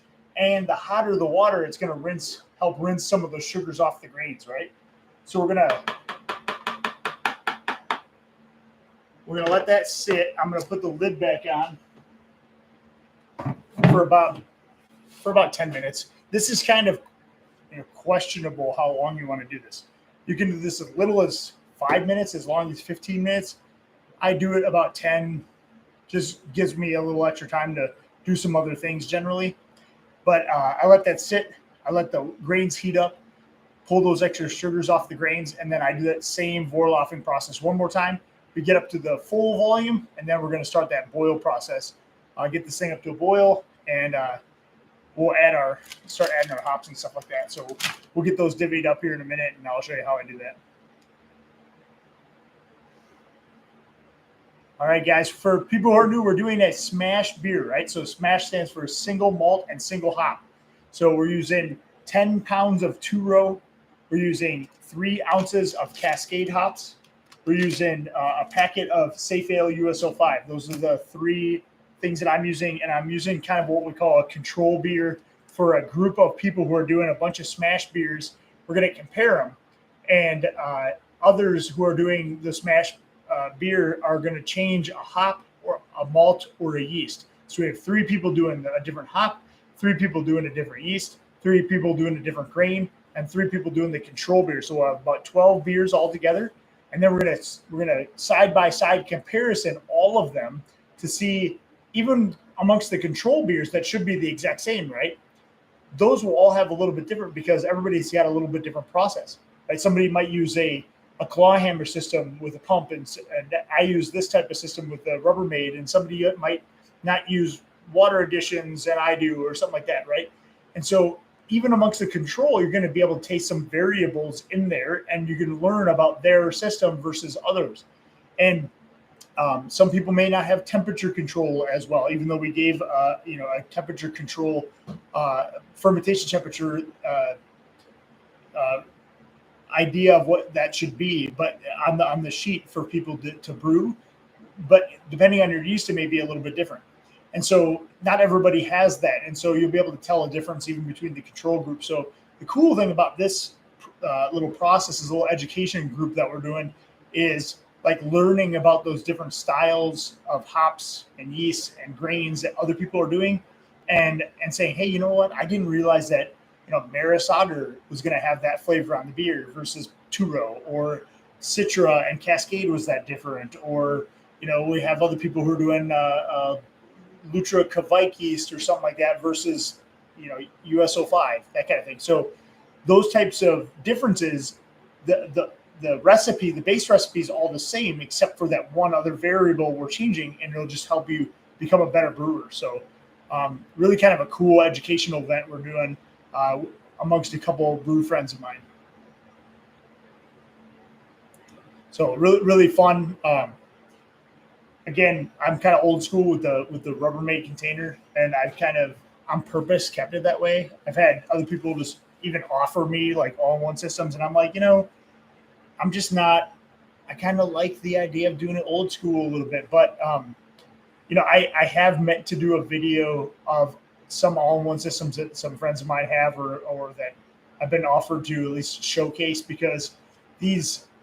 There's different people who are at different levels of brewing, and this is more the, no pun intended, Brian, elementary style of brewing. But this is like where everybody starts out, right? It's the Rubbermaid container. But nowadays, there's a lot more. When I first started brewing, there wasn't as many like all-in-one systems. Like we didn't have the Brew Fathers and the Anvil Foundries and the claw hammer systems and stuff like that, where you can just do everything in one system. It wasn't as easy. We had to kind of do stuff like this and get a turkey fryer and a pod and stuff like that, right?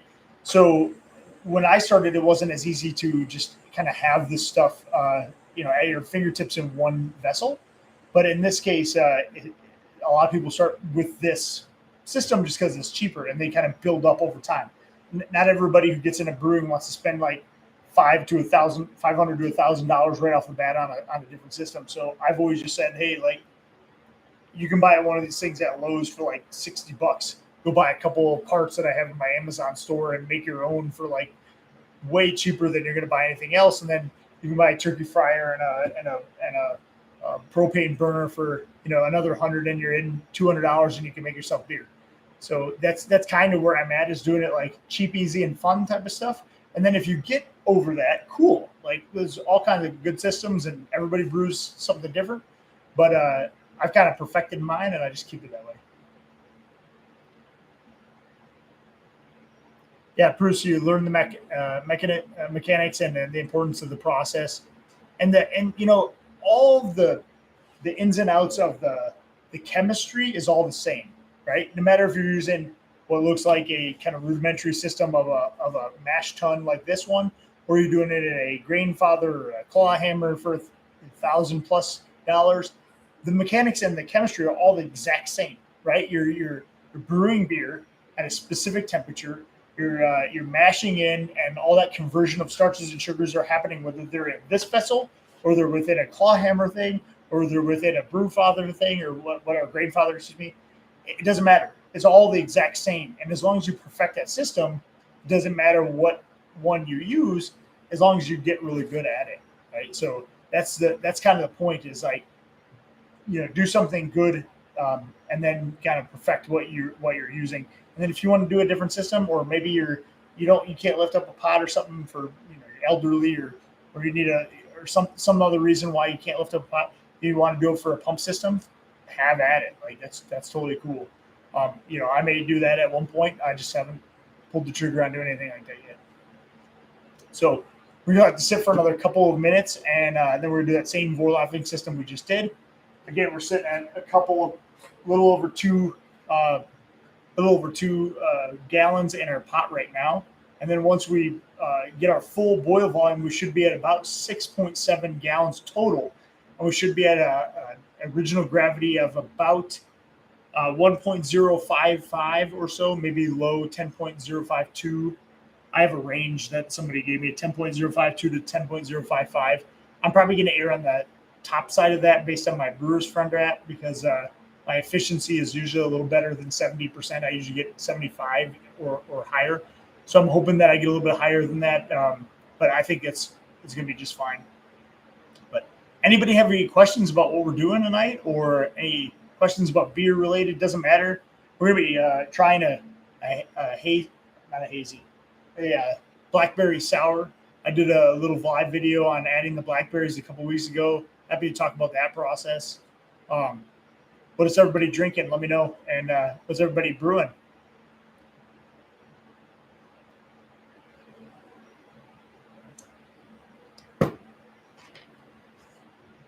With that, I'm gonna switch over my IPA to the kettle sour, blackberry sour, and we'll give you guys a little preview after my Vorlauf here. I'm gonna get my lid for this thing because it's getting dark out on the East Coast, and there's some bugs trying to get into my garage, so I don't want them to land in my beer while it's sitting here. Let me find my lid.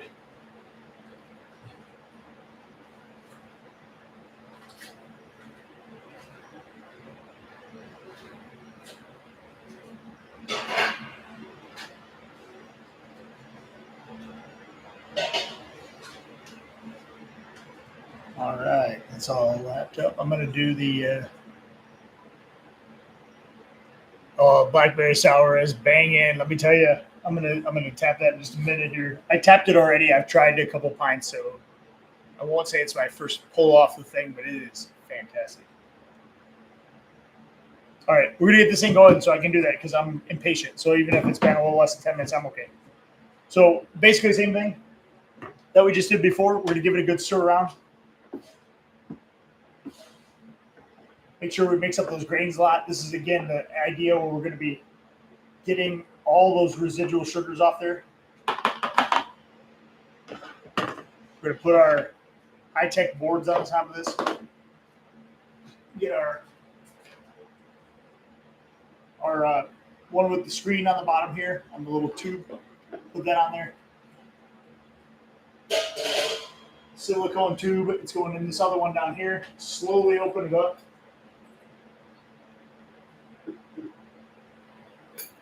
We're going to let that pitcher fill up, dump it in. We're going to do that again about 3-4 times. Let that good recirculate. And then we're going to put that hose right into our kettle and get our 6.7 gallons to actually get up to the boil volume. Brewing English IPA. Awesome. Michael, we are doing, are you brewing a 2-row? Yes, I'm doing 2-row S.M.A.H beer. So it's all 2-row. It's 10 pounds of 2-row. It's a Cascade hops. There's going to be 3 ounces of Cascade hops, and a Safe Ale USO5 is our yeast. 1 second, I'm going to pull this. So while we were recirculating, once this thing fills up, bring it up above the water line, pour this guy back in there. Let our recirculation tool do its thing, and then put this thing back down in there.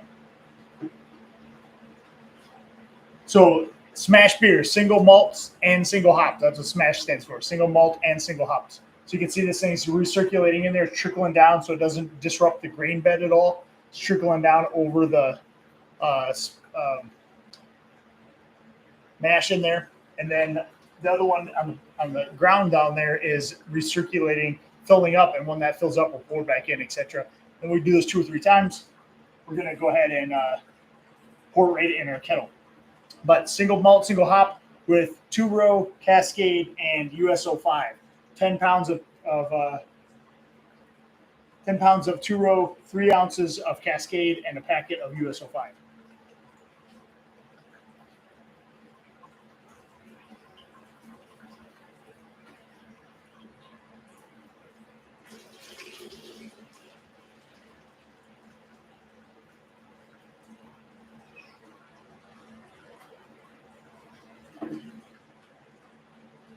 All right, one more of those. We're going to dump it right into the kettle after that other pitcher fills up. This is getting really clear, as you can tell. And so you want to do this as much as you can to help all those proteins get out of your beer, help out with clarity and everything at the end of the day. So you want to do this more than you think you need to do for Vorloffing. I'm going to go ahead and I'm going to pull that hose. We're going to put it right in there. We should collect about 6.7 gallons or so for this batch.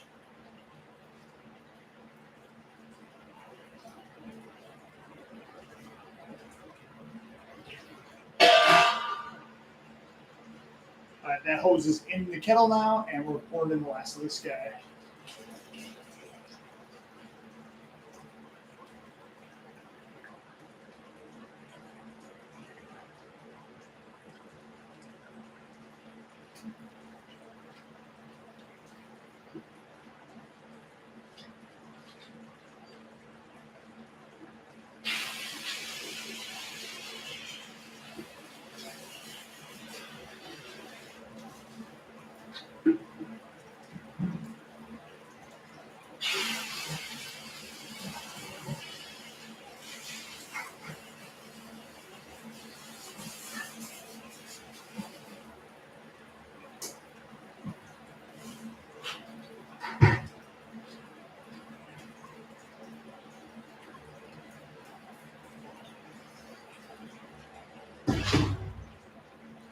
All right, we're letting that thing do its thing. Once that gets down to 6.7 gallons, we're going to start our boil process. We're going to start the thing boiling. We'll get our Cascade hops divvied up into the 3 ounces that we're going to do for our additions. Hey, appreciate it, Michael. Appreciate you supporting the channel. It helps a lot. Thank you very much. You rock, man. Current temp of your mash. So our mash temp, when we first did our initial strike water, we were shooting for a mash temperature of 152, which is what we got. We let that sit for 60 minutes. Our batch sparge, though, we're shooting for 180 degrees for the water. And then when we add it to this, it's going to actually bring the mash up to about 170 degrees to stop that enzyme action going on in there. And then that will kind of stop any of the chemical reactions from going on. We want the idea is to get that grain to raise above 170 degrees. So our 180 degree water going in here, then we're going to go ahead, boil off this thing off, see where we're at grain wise or volume wise. Yeah, that's going for a while. We're going to get this up to 6.7 gallons, and then slowly pour the rest of this guy out of there.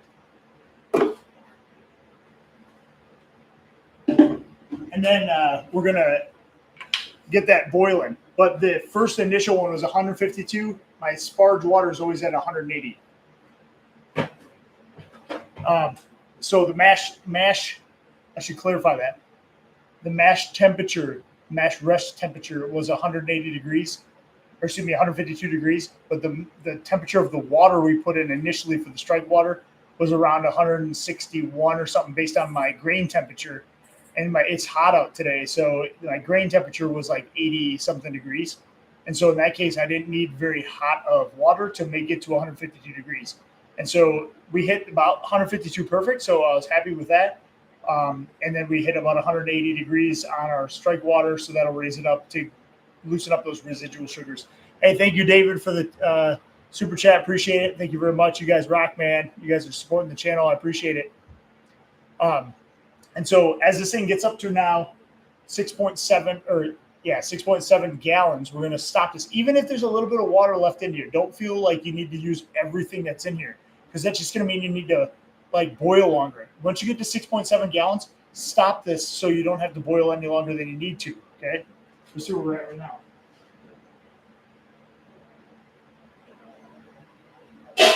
We're actually going to be super close to where we need to be. So I'm actually going to take these sophisticated tools and put it underneath here to give it a little elevation to get the last little bit out of the mash tun here. A little tilt.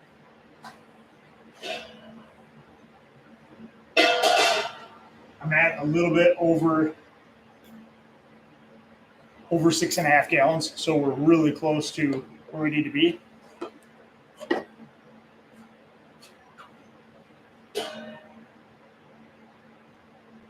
Yeah, we're very close.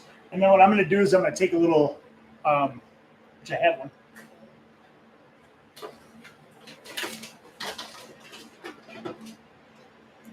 I'm going to take a little medicine syringe like this. I'm going to put that in. I'm going to take a little sample so we can use it for our refractometer to see where we're at efficiency-wise.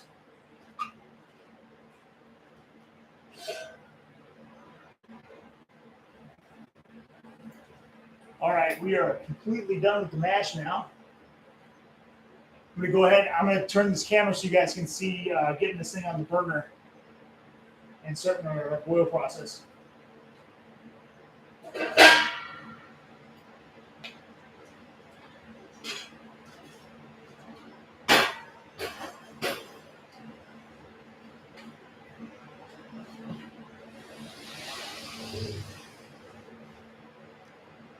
All right, so we got our burner right going right here. This is my Hurricane burner natural gas line. Go ahead, turn this thing on.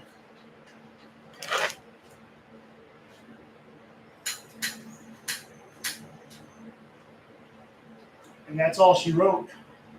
So we get that thing heated up to a boil. Actually, I don't need the lid on it. 6.7 gallons in there.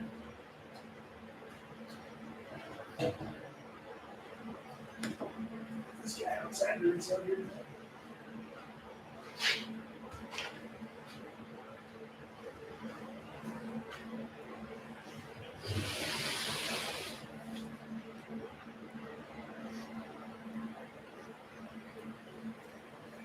All right, so our mash is done. We're getting to our boil. We're heating that thing up. That thing's going to go all the way to boil. While that thing's heating up, we need to get our hop spider ready. If you use the paint strainer bag version, you can do that now. But I'm going to do the different version that I have because we're only doing 3 ounces of hops. I'm going to use my stainless steel one, which is like the mesh screen version. If I was doing more, I probably wouldn't use this version because it's kind of clogged up pretty easy. But since it's only 3 ounces and only really 1 ounce right away, I won't waste a paint strainer bag basically using this, even though you can reuse them. I didn't grab one, so I'm just going to use the screen one. So what I'll probably do is just I'm going to put this thing in right away, just let it heat up and with the beer, kill off any nasties and stuff that are on here. And then it's ready to go when we need to pitch our 60-minute edition. So I'm going to throw that in the pot.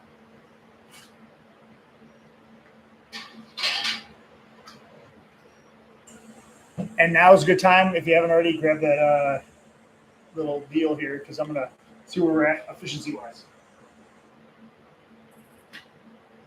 So I'm going to let this cool down. We'll use our refractometer, see where we're at, see if I hit where I was supposed to be efficiency-wise for that. And then we're going to weigh out some Cascade hops for our boil process. So again, all the stuff that I use on like literally any of my videos, I'll put the link underneath this video later, but any of them I put in my Amazon store. This is like a super popular one. Everybody uses this one. It's the Oziri. I think even elementary. I think you even have the same one. So this was a great food scale and does grains and everything perfectly. So I think it goes up to 15 pounds or something like that for grains even. But scale I use primarily for weighing out water additions and hops. So I'll use these little like serving clear ones like that. I'll put it on there and I'll tear those out. And then we're going to use it for weighing out some hops. And since these are going in the boil, I don't care if I bite them in. No need to sanitize when they're going in boiling water. So, oh my God. I love Cascade hops. Seriously, these things are... This shirt is for real, Hophead. I love Cascade hops. Centennial and Cascade are by far my favorite. I like Citra and stuff a lot too, but Centennial, man. It doesn't get better than a Bell's Too Hard to Nail. That's all Centennial hops. Yeah. Anyway, so yeah, the syringes are the way to go in Northwest because you're not using that much, and you're just letting it cool down. You got it refract out over here. You can really tell where you're at, like brew day wise. So it really makes the rest of your like choices as you're kind of setting up a recipe in the future. You know what you're doing. So we're gonna do 3 ounces of this. I'm gonna change my weights to ounces. We're gonna do 3 ounces of this.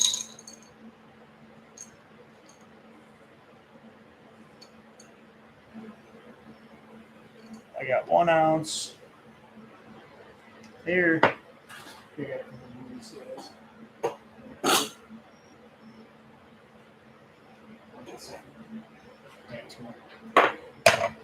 Tear that guy up. This is a 15. I got a 60-minute edition, a 15, and a 5.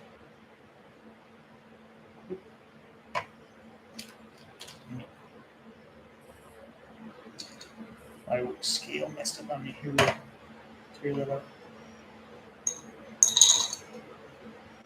0.78. 102. Okay, so we got an ounce there, and then the last ounce should be.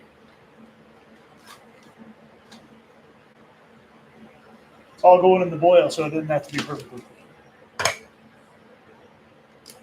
Last one is 5 minutes. We got an ounce there, so we're almost perfect there.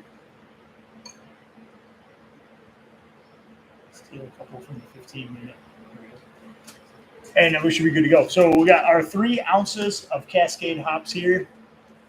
1, 2, and 3 right there going in. I also have a teaspoon of yeast nutrient. And along with that, I'm going to add 1 of the tablets of the Werflock tablet to 15 minutes. So I'm going to have all these things ready to go. So when we get to boiling, all we have to do is throw them in there. So I put that Werflock tablet right in with the yeast nutrient, and I throw that in at 15 minutes. So we'll do that. We're also going to be adding, right when it gets to a boil, some Firm Cap S. If you guys don't have this stuff, is like the best stuff you can buy for brewing. It's just a little liquid like syringe. It looks like this, and it helps prevent boilovers and that kind of thing, especially when you're adding a lot of hops or as it's getting up to a boil. So especially if you don't have a lot of room on the top of your boil kettle, it's going to help prevent some boiling over. Maybe you're doing it on a stove or something, you don't want to make a mess in your kitchen. This stuff is like a lifesaver. So heat that stuff up. I just put it in my hand, shake it up a little bit, make sure it's all liquefied because it does freeze a little faster than the other stuff in the fridge. So, but you only need about a teaspoon, just like a couple of drops on the top of this thing. It'll make it so all the bubbles dissipate really fast. It doesn't boil over when it gets up to boiling and when you're adding hops. It also helps during fermentation, so you need to blow off tube as often. So, but that's a trick to the trade. Check that stuff out; it's the best. Again, that's in my Amazon store. On all of my videos, will have a link to my Amazon store. Go check it out. It helps out the channel a little bit when you buy stuff from there too. It doesn't cost you any more; just helps out the channel when you buy stuff from there. So the process you were explaining before was it's called Vorloffing with a V. It's Vourlou or Vorlouf, I think. Vorloff or AF. So it's a Vorloffing with a V, not Warloffing. So it's Vorloffing. But it's basically, I think it's a German word for like recirculation. I think that's right. Correct me if I'm wrong, because I could be way off.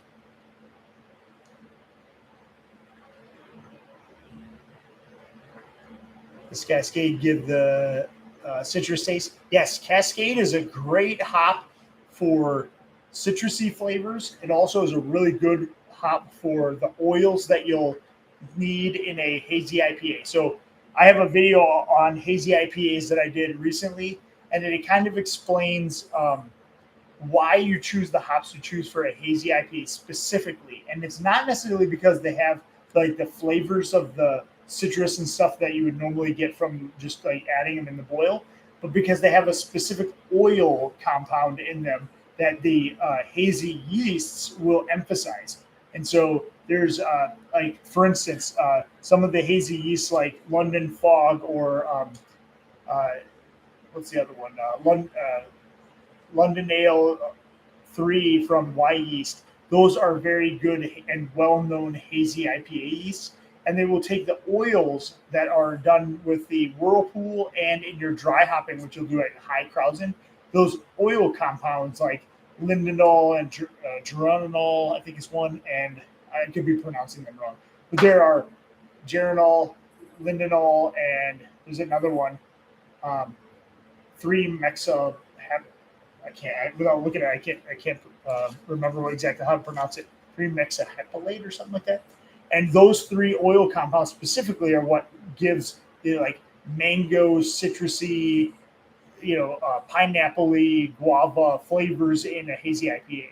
And so Cascade has a lot of those type of oil compounds, and so that's what gives it those citrusy flavors specifically. So yes, when you smell them, you can smell those more citrusy flavors, and it still smells like hops, and they'll have some bitterness to them. But and when you dry hop, you'll get the same kind of aromas and smells that you get when you smell it, outright. But when they're combined with the actual yeast that you use for hazy IPAs, that will kind of convert some of those oils. Those are what give you that really fruity flavors of the hazy IPAs that are what people are looking for. So as we're getting up here, we're getting up to probably 180 degrees already on the beer. I'm gonna very shortly throw in this from Cap S. Go ahead and add that to the beer here shortly, and then I'm gonna rinse out I'm gonna bag up the grains and stuff real quickly, and get another beer, of course, and then kind of rinse out some of the equipment that I've already used so it doesn't get all sticky. So let me know what you guys are drinking. Let me know what you guys are brewing coming up. If you're just joining the live stream here, we're doing a S.M.A.H beer. So we're brewing at a single malt and single hop. That's what S.M.A.H stands for. And it's going to be 10 pounds of two-row. It's going to be 3 ounces of Cascade hops here in 3 different editions, one at 60 minutes, one at 15, one at 5. And then I'm going to do a Safe Ale USO5 right here. That's going to be for the yeast that we're using. And then I have a bunch of friends that are doing different versions of this. So we have 12 brewers that are going to be doing different hops, different yeasts, and different malts, and then 3 control beers. And I'm doing one of the control beers. So we're going to be able to kind of side-by-side comparison, all that stuff. So it's going to be really cool.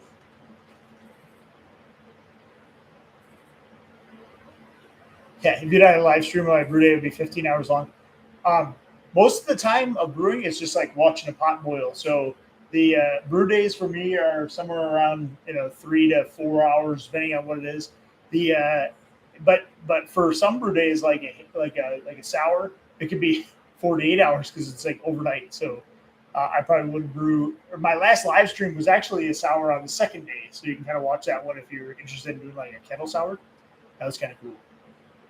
Oh, speaking of, I'm going to tap that thing here real quick. So let me throw some of this firm cap S in real quick. I'm going to stir that up, and then I'm going to tap that other hazy or the kettle sour, blackberry kettle sour. We'll talk about it. It's really cool. It's really good.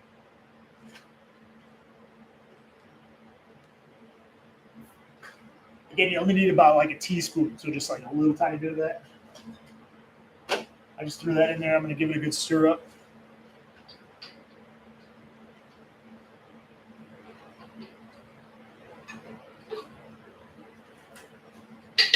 I'm very close to boiling now. I'm over 200 degrees. Yeah, Yeah, very close to boiling. So I'm going to be watching that real quickly, and then we're going to add our first round of hops, which is Cascade, and I'll kind of show you what I'm doing here in a minute. Let me go and throw away some garbage and get rid of those grains quick here. We'll be boiling here in about 30 seconds.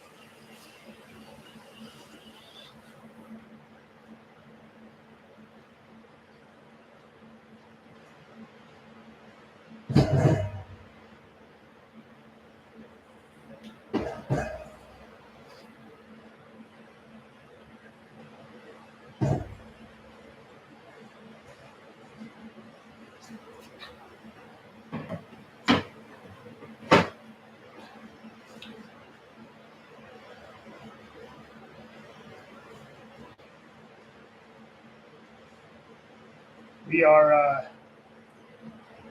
I'm an explanation overlord, so that's what all I do is explain and explain and explain. And so, listen to half of what I do if you don't need to learn as much. But I think it helps the new brewers specifically to over-explain. So I've had people be like, "Why do you explain so much?" I'm like, "Well, it's awesome that you know it, but not everybody knows everything I'm doing." Let's see here. So, what was my original gravity supposed to be? Let me check. I call it a starting gravity, and then original gravity is what it's supposed to be like at the end of brew day. So my gravity, pre-boil gravity, should have been 1.037, and I'm getting 1.041. So that's what I'm talking about as far as like getting a higher efficiency than you think you will. Like the recipe I was given said I should have had like 70% efficiency. I get a little bit higher than that usually. So my starting gravity, which I call starting gravity, is like my pre-boil gravity. Then I'm gonna have an original gravity of a certain amount, and then a final gravity, right? So my pre-boil gravity is 1.041 right now. Assuming that's cooled down enough,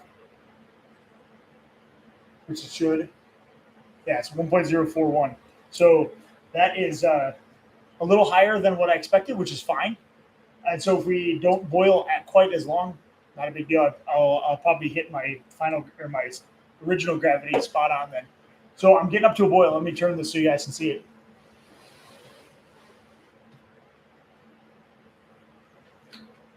And I want to make sure that I'm not boil over. My firm cap's doing its thing, keeping that low, but I'm going to turn this thing down. Give it a good stir around.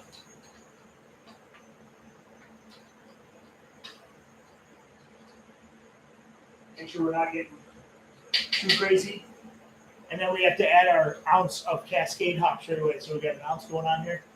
And one last snifferoni. Oh my God. Seriously, these are like one of my favorite hops.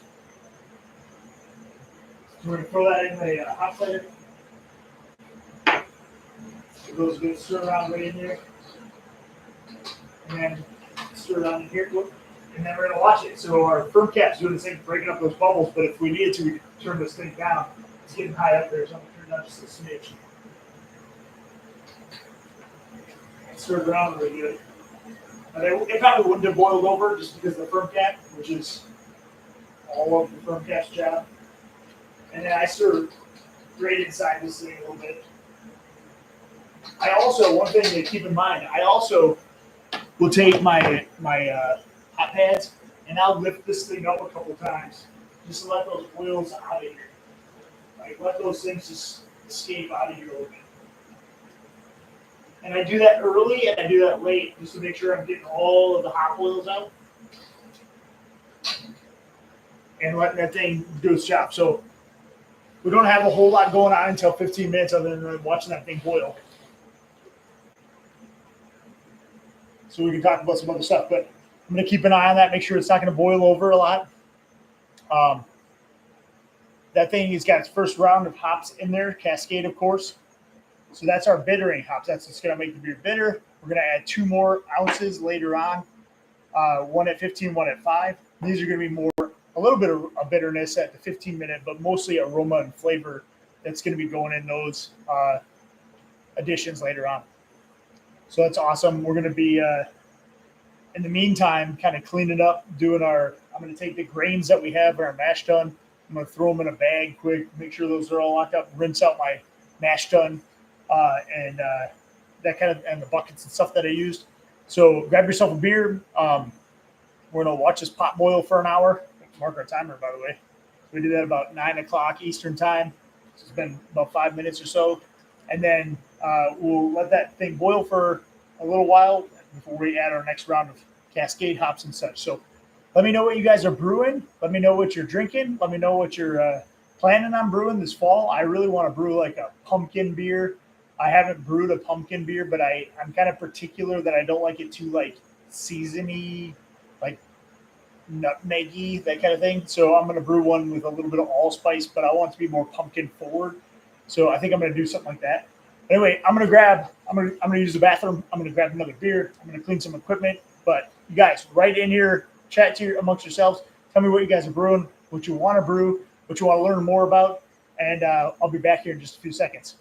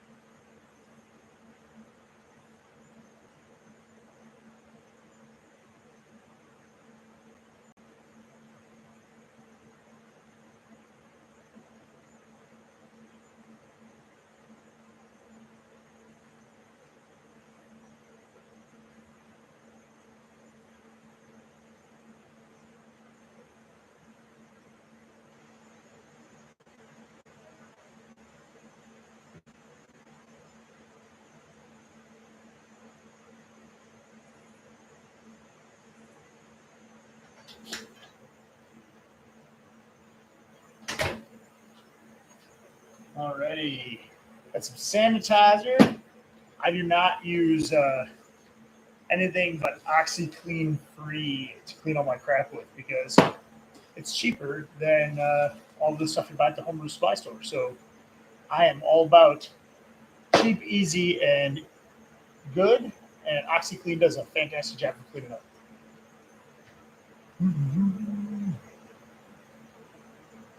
Transferring a Super Saison 7.4. Wow, for a Saison, that's pretty high. That sounds good.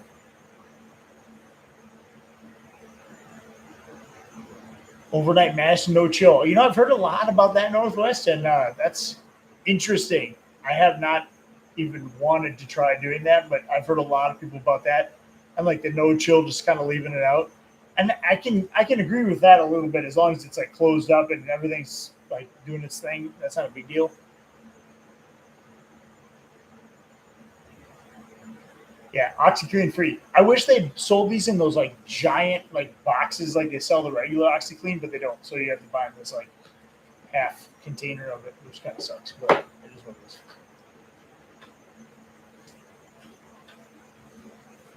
There, that other light was like washing me out here. So OxyClean free, the green lid. I'm gonna go take my hops, throw them in this thing, rinse that mash tun out here, and my wort hasn't boiled over yet, so I think we're doing okay. And then I'm gonna I'm gonna change over a line to show you guys that blackberry sour right after this. So freaking awesome beer. That one of the better beers I've done. It's awesome. So half a second, I'll be right back.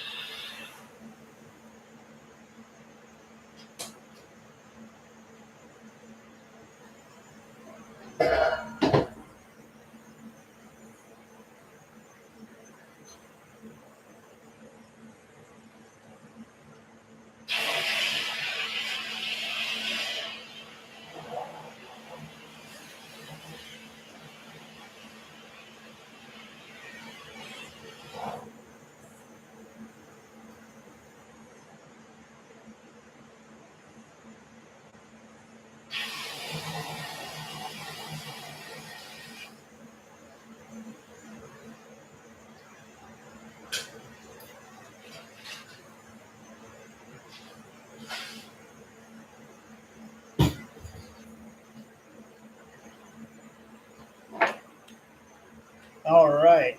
So that is exactly why I like doing the Rubbermaid containers, because you literally pour the things into like a like a gallon or a couple of trash bags or something like that, and then rinse it out with a hose, and I'm clean because we're going to be boiling that thing next time. So as long as you clean the stuff right away, I'm a big proponent on like cleaning all of your equipment immediately, because if you don't, like that's when it gets like nasty and sticky and that kind of thing. Just rinse the stuff out, clean it out, use your OxyClean right away.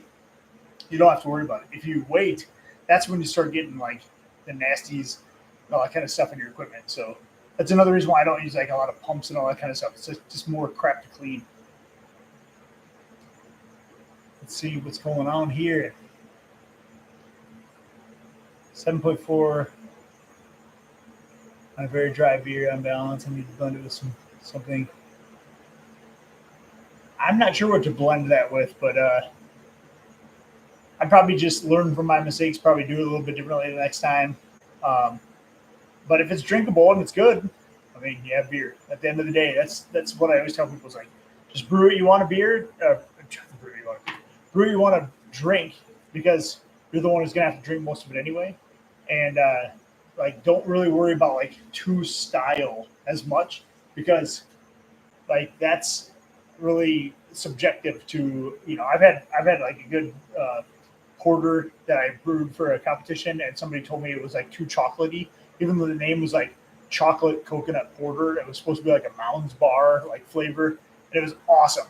And I had somebody come back and be like, "Oh, this one's a little too chocolatey and coconutty and sweet for my flavor." It was like, well, that's exactly what it's supposed to be. So you're welcome.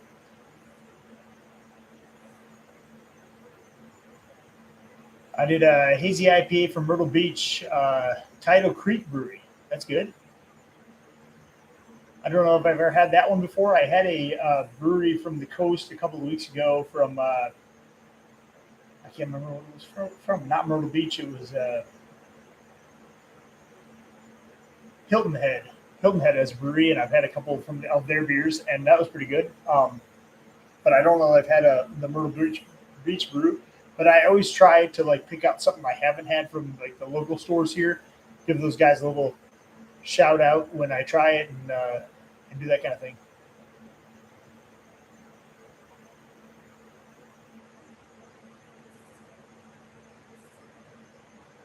During the mash process, could you add any amylase enzymes, and if so, get away with using less grains? Um, from a homebrew scale, I don't know that it's going to help you all that much. I mean, can you add other things to get like the residual sugars and enzymes that you need? Sure, but from at a homebrew scale, it's not going to like change that much from using grains, right? So I think honestly that from the small batches that most of us are doing, it's really not going to add all that much. And I think if it were like that big of a deal, I think some commercial breweries would actually even do that. But I honestly think that most of the uh, enzymes that you're going to want in your beers are going to be from grains. So if it's a matter of like saving money because you don't have to add as much grains, then I think it's going to cost more to add to do other things, because grains are relatively cheap. I mean, they're like, especially base malts are $1 something or less a pound, depending on how much you buy in bulk. And so in some grains, I buy usually 2-row Pilsner and white wheat. I buy in bulk at 50 pounds because I brew enough to go through them, but you don't have to. But I buy those in bulk, and then you buy in 50 pounds or more for less than $50 or less than $1 a pound. And so in those cases, you may be spending more money finding a different way to add those things. Myrtle Beach. It's like Myrtle Beach. I have a love-hate relationship with, because Myrtle Beach is fun and everybody knows Myrtle Beach in South Carolina, but it's also like super commercially like this. It's it's like the touristy place to go. I would much rather go to like a Hilton Head area in South Carolina, or even just south of Myrtle Beach. They have like Surfside, just get out of it, where you can actually go to Myrtle Beach and go to like the restaurants, shopping and stuff if you want to. You're not like staying in like the middle of the mess, I guess, and all the traffic and stuff that's associated with Myrtle Beach. That's just my 2 cents from being there, a few times. Can you make a stout with I don't. I'm not sure. You can make a stout with vanilla for sure. I don't know. I use vanilla beans a lot for recipes, um, and I'll add those. Usually, I'll cut them up real small, and I'll I'll string the vanilla beans out. I did a vanilla porter. You can check out the video to see how I prep the vanilla beans specifically, but I'll split them down the middle and take out like the vanilla insides, and use a little vodka for like a vanilla tincture um, in beer. But I have not used whatever. Piloncillo. I'm not sure what that is. Piloncillo? Piloncillo? I'm not sure what that is. So, but if you're using vanilla, you could use it that same way that you would use just like Madagascar bean, like vanilla beans.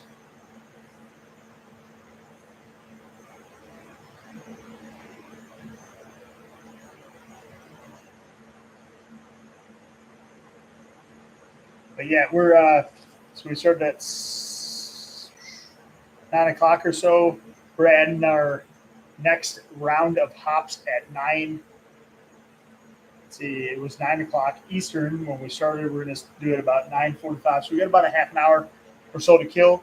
Then we're going to be adding another ounce of our Cascade hops, and then we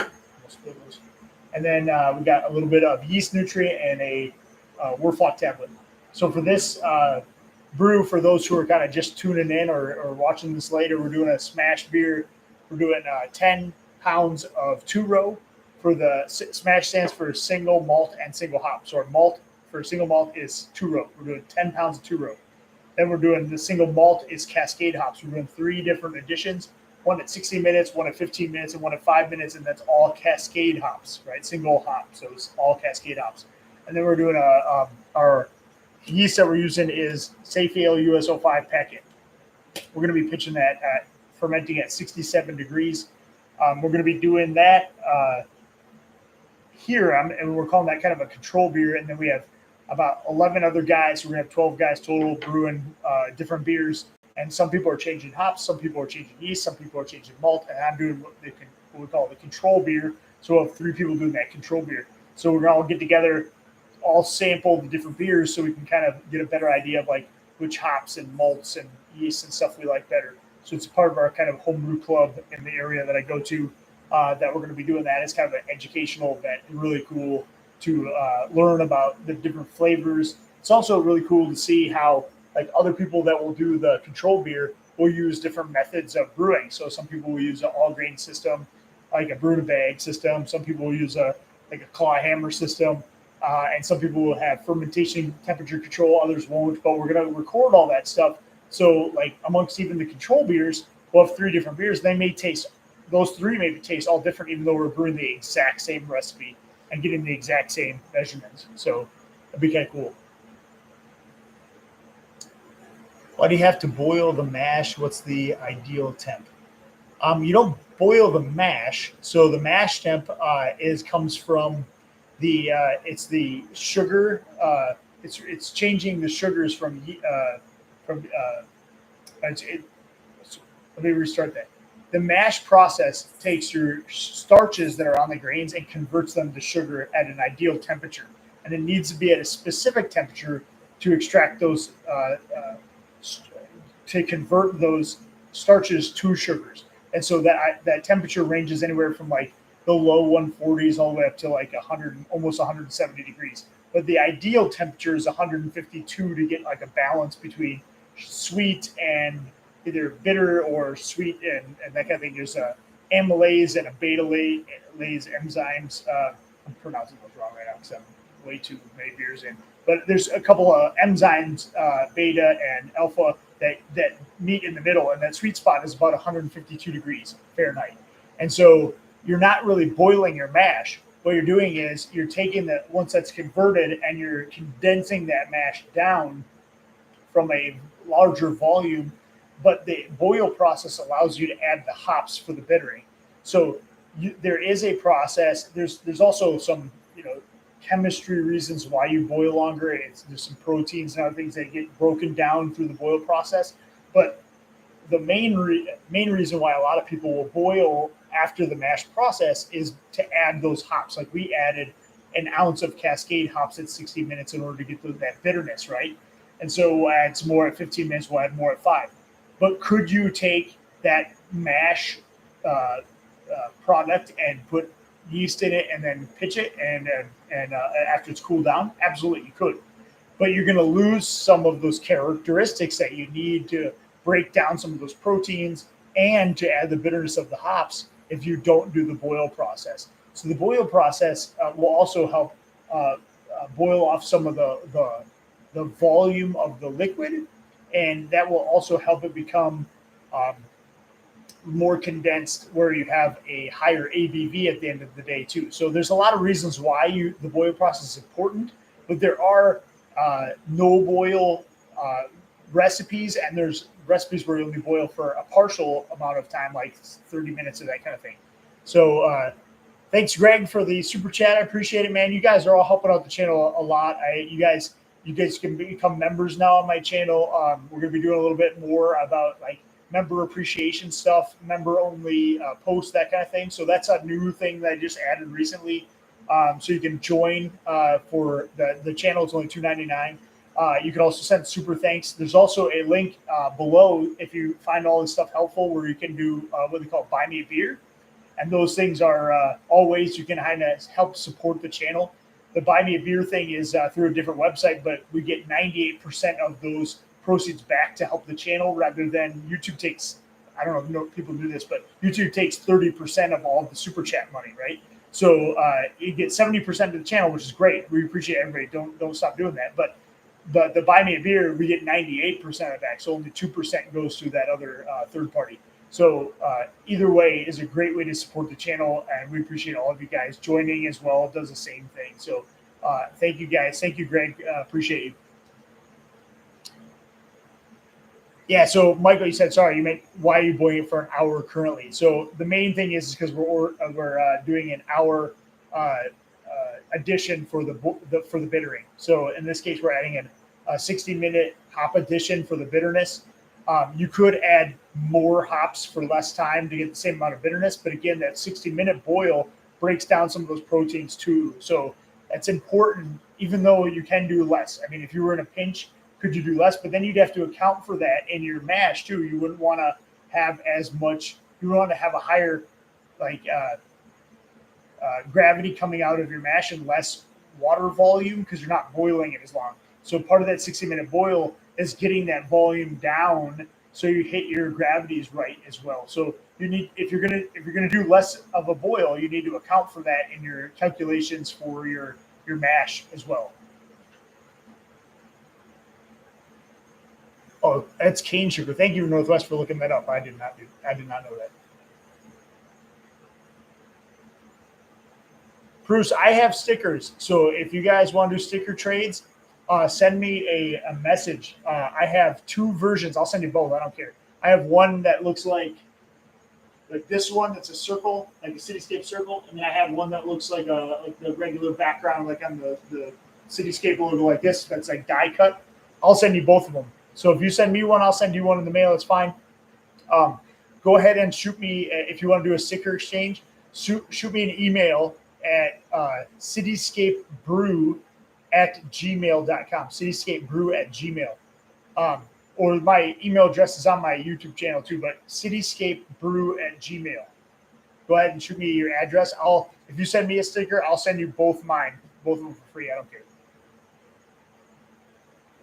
Anybody that's on here, do that. I don't care. I have several stickers, both die cut and those circular ones. I'll give you guys one for free. So send me your address, and I'll send you one in the mail. No problem. Even if you're international, just this one time, because it cost me like 50 cents an international thing. I don't care. I'll spend the money. I'll send you guys one. Hey, if you guys like these shirts, by the way, all the shirts that I wear that I get from like YouTube, a lot of people ask me about. I have one that looks like Pac-Man eating like a hop eating other beers. I buy those on YouTube or not YouTube on Amazon as well on my Amazon shop. So under all my videos, not this one, which I'll put on later, but go under any of my other videos and look at my Amazon store. It's linked in all my other videos. You can see the actual shirts, this one included, in that Amazon shop. So I get a little kickback. It doesn't cost you any more money, even if you were to just search it on Amazon. It just gives me a little kickback from Amazon for you guys buying it through the channel. So it's a little helpful that way as well. So check out my store. I have this one in there as well, so you can check that out. Ton of other ones too, and so that helps out. Bruce, thanks, man. I appreciate it. Sticker trades are always good.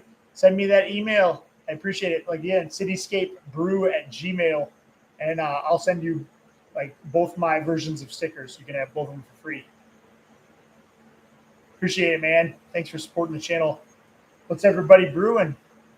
What's everybody doing tonight? Like any plans for the rest of the weekend, unrelated to beer brewing? Anybody doing something cool that I'm not doing that I'm jealous about? Oh my God, I just realized I did not switch over my BlackBerry yet. So we're doing that right now. No further ado. So here, little sneak peek of the kegerator. I got 5 kegs in here right now. I gotta stop my. All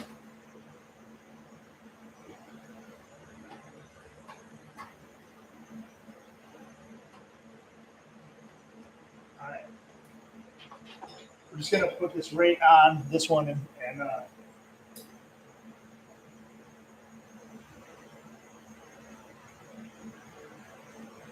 gonna pitch this this beer that's now half blackberry, and I'll be right back. I'll show you what that looks like, man. This blackberry sour, bang, awesome. Hold on one sec.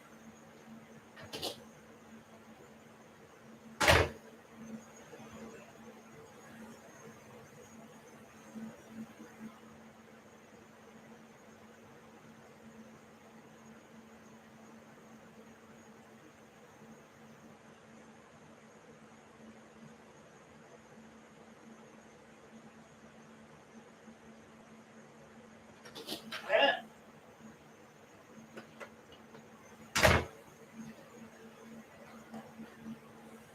Homemade chocolate chip cookies inside. So I had to steal one of those and a water because I'm thirsty. Pumpkin brown ale and the what yeast can I use? USO4 or other pumpkin brown ale. Actually, I have a pumpkin beer that I'm going to be doing here shortly. Let me look at what I picked for that.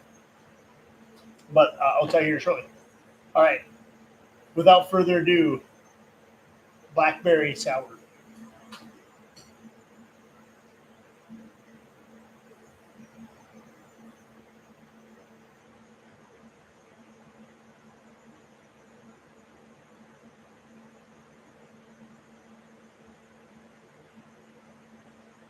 Oh my God. It's got a little bit of carbonation left to go, but holy effing delicious. This thing is awesome. It's cloudy on purpose because it's 7.5 pounds of white wheat. So that don't let the cloudiness fool you. It's supposed to be cloudy. I like the fact that like my sours like have that like fruity look to them too. So I do them with 7.5 pounds of white wheat and then 5.5 pounds of Pilsner. And then I add just whatever I want for fruits at the secondary. And this thing, 6 pounds of blackberries in the secondary. Ooh, so good.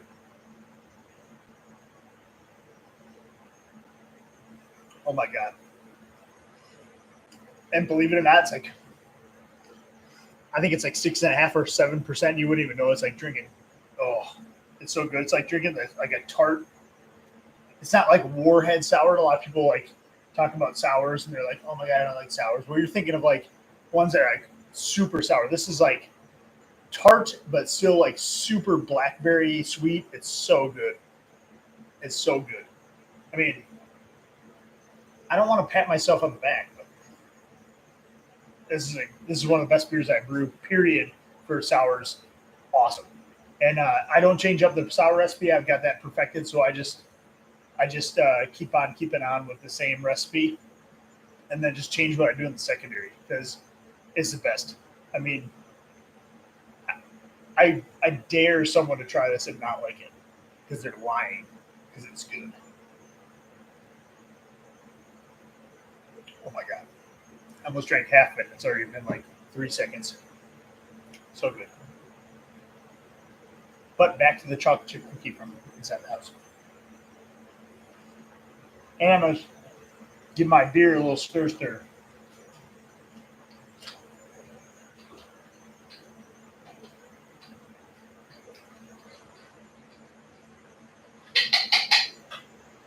Make sure you stir inside of the kettle a little bit too. And or not just inside the kettle, but inside the hop spider a little bit too. Or if you're using the paint strainer bag version, like lift that thing up, let the oils drain out of there a little bit. Because that's really just going to help utilize those hop oils in there. So I'm going to lift that thing up a little bit, let them drain a little bit. Make sure it's at a pretty good rapid boil for the whole duration of your brew. And then in about 10 minutes or so, we're going to be adding our second round of hops already. And our Werfach tablet, our yeast nutrient, all that stuff's going in about 15 minutes. So 15 minutes left, so about 10 minutes from now. Pumpkin brown. I'm on your question, Greg, in just a second. I'm going to check that out in just a second. I'm going to look at my recipe I just put together for a brown ale. 1 second.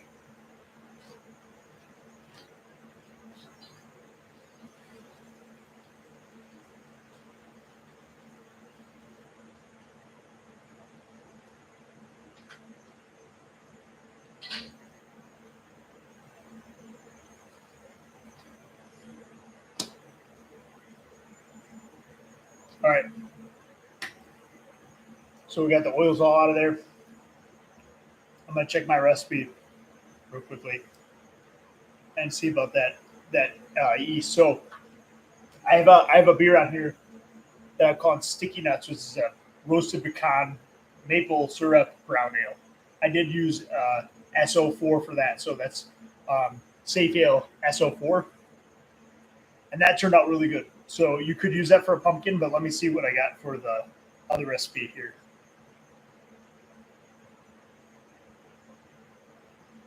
I got this, by the way. If you haven't done this yet, unreal.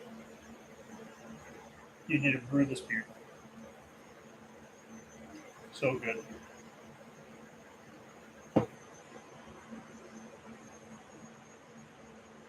I'm looking up that pumpkin beer I want to do.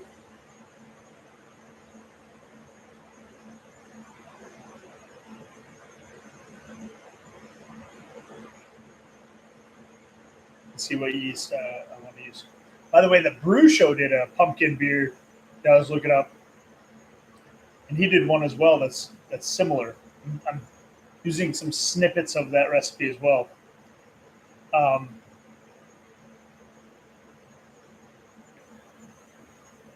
Oh, it was 04. So the recipe I'm using is actually 04 as well for that one. So the one I did for this one, which is the Sticky Nuts Maple Pecan Brown Ale, which I'll show you in a little bit.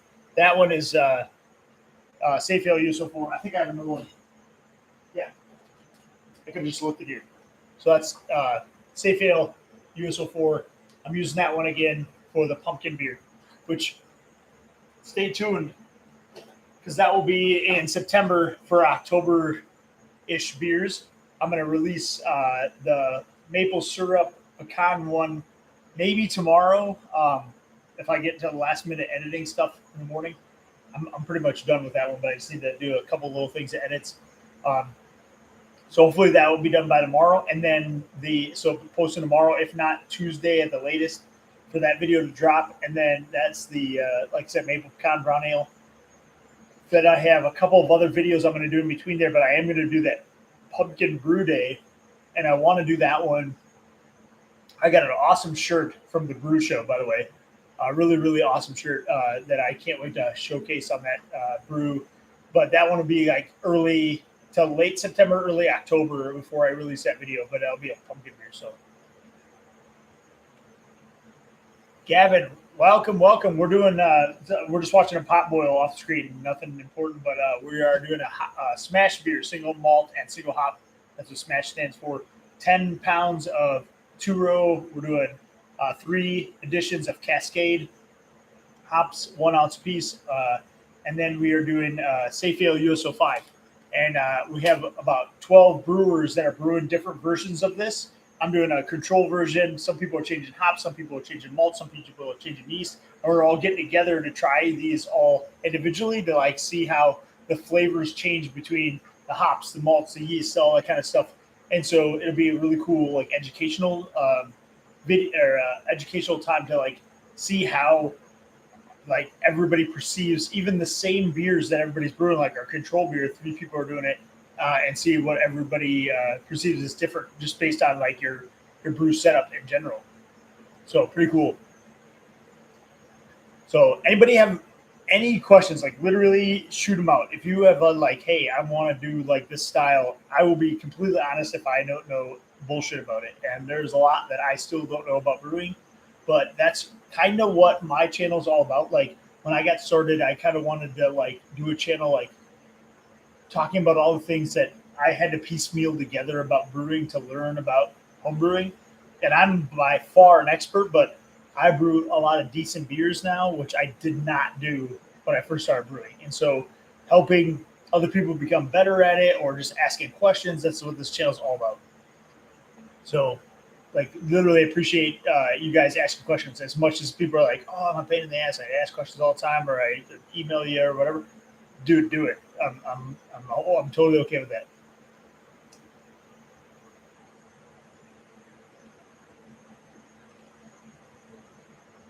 No, so Bruce, good question. The Treehouse IPA. Actually, a couple people have brewed that for other brew channels, and I think Apartment Brewer brew the Treehouse. Is that right? And I have not tried that recipe, but it's on. I have like a little like list that I keep of like things I want to do for my channel, and that's one of the things I want to do is the Treehouse IPA recipe because that's a great beer, and uh, I think I'm gonna try that one. I'm definitely gonna try it. I like a good IPA, and why not, right? So yeah, I haven't tried it. I'm gonna do it, and man, I will tell you what I I can tell usually if I'm gonna like a beer by like trying like versions of it or like trying the real thing, and then if there's something about the real thing that I want to like tweak, I'll tweak it. So you kind of make it your own, right?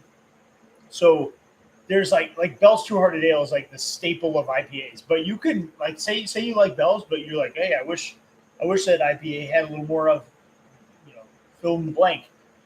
You can change it, right? Take that same recipe and like add a little something, make it a little more bitter, make it a little less bitter by adding the hops at a different like time frame, or add a different hop like in the middle there. They'll add a little complexion or contrast to some of the hops that are already in it. Like that's the cool thing about brewing. Like you can take a recipe that like everybody knows and like make it exactly what you want to drink. That's what's cool. It's like baking or anything else, right?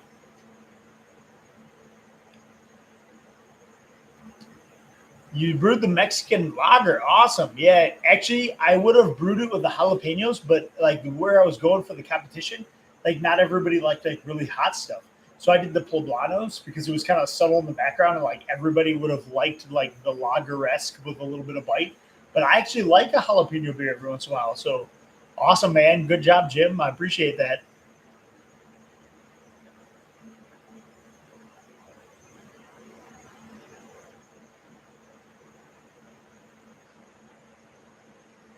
Yeah. So the one thing I like to tell brewers when they get going, Greg, just to your comment, like is like brew another beer that you're trying to do a clone of, just to see how good you can make it or how close you can make it to the exact same recipe. So, like I said earlier in the night, which is like an hour ago by now, like brew a beer like Bell's, for instance, right? I did the Bell's Two Hearted Ale. I used their yeast from their bottles. I used their recipe, and I tried to like get it like a clone, and it was like perfect. I mean, I'm not kidding. It was like perfect. And I actually preferred my beer on the blind test that my wife did, like side to side, and I couldn't tell which one was which. I actually preferred my beer because it was fresher. I don't think it was like much different in taste, but it was just fresher. tasting, right? But the idea is that like if you got so good at your craft, like I even though you said Rubbermaid container, whatever, if you get so good at what you're doing that you can now replicate a beer that you really like, well now change it. Now make it your own beer. Now you're gonna have to be the one that drinks most of it or your friends or whatever.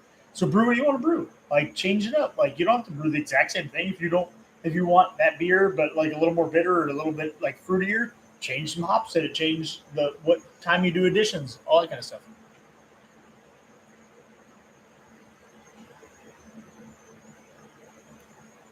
So, oh my god, if you guys are just getting in here, I just tapped this blackberry sour. Oh, so good.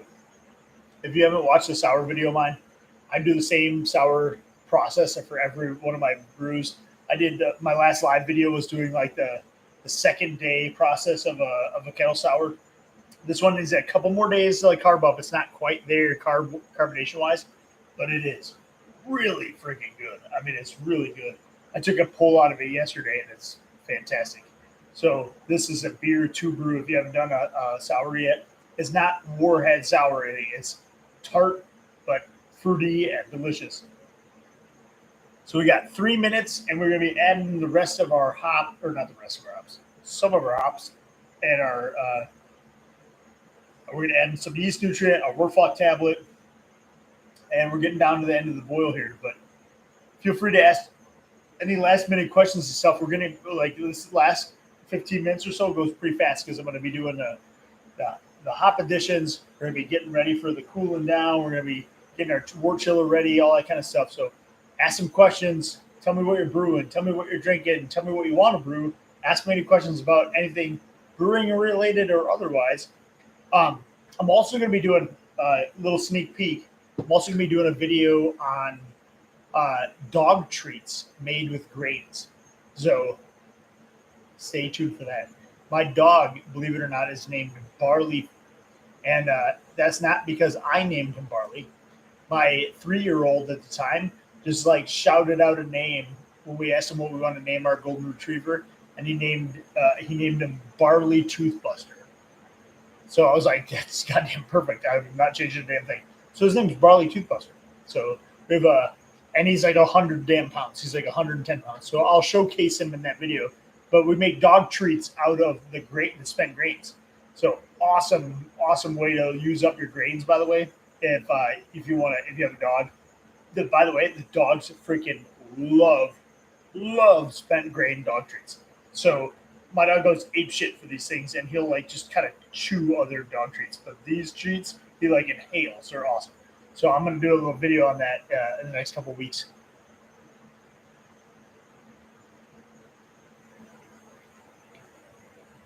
On tap, Spruce Ale, Lager, West Coast IPA, NEPA, a Saison as of tonight.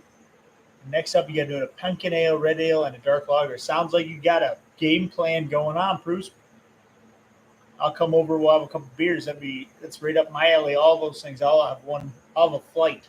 Set me up a flight. All right, we got 1 minute. We're gonna do our hop edition. So I'm gonna turn the camera here. My high-tech camera operation on a tub. All right, here's what we got going on. Yeah, I know you were missing a lot with the pot here.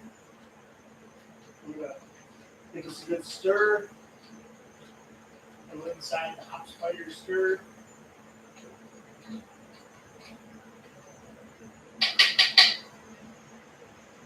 We're gonna be adding.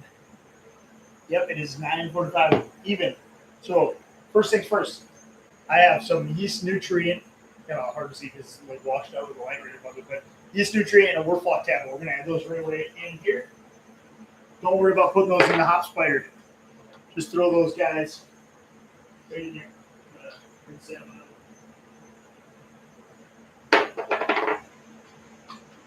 Screw that guy around.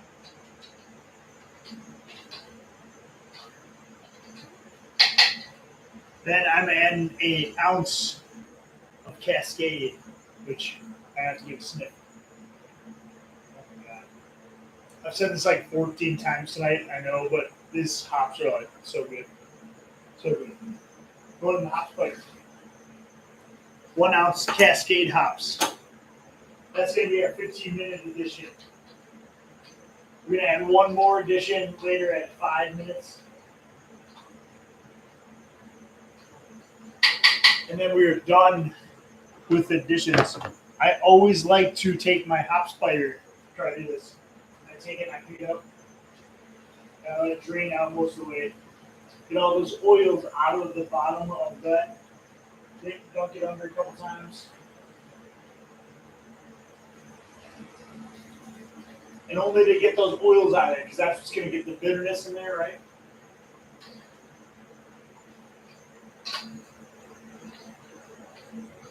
Let's do this thing in there. So that's our last 15-minute edition. We'll let it get up to boil again. It sometimes slows it down by picking that thing up.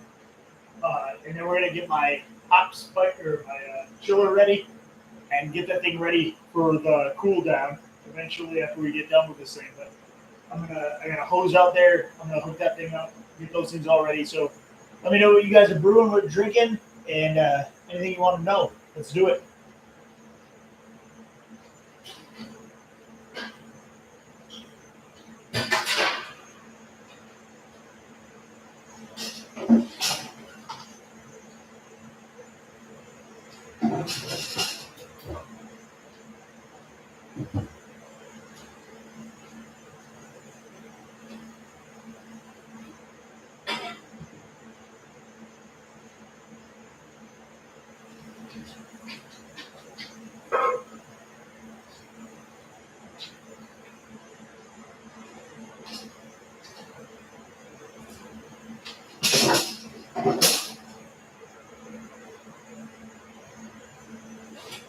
Gonna be spraying down with some sanitizer. I don't put the wort chiller in the actual beer. A lot of people do that. I don't.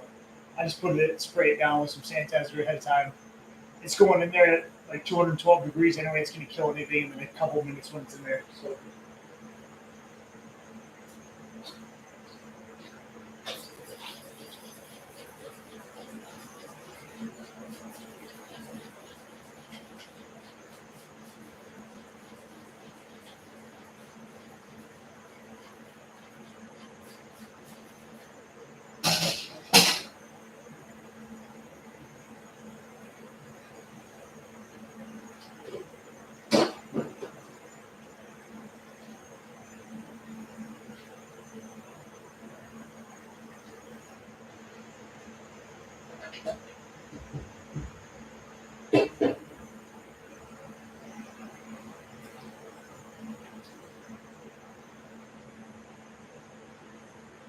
We're chilling some wort. Yeah, we're almost there. We're about not quite there yet. We're at 10 minutes left in the boil or so. So we're about 5 minutes away from adding the last hop addition, and then we'll be chilling after that. We're getting there though. We're getting there.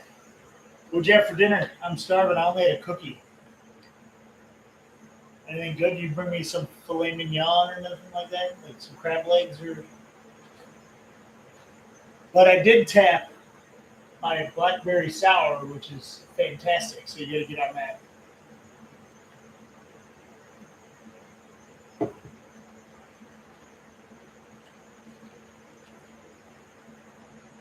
Get on that if you haven't done that yet. The blackberry sour is the one to do.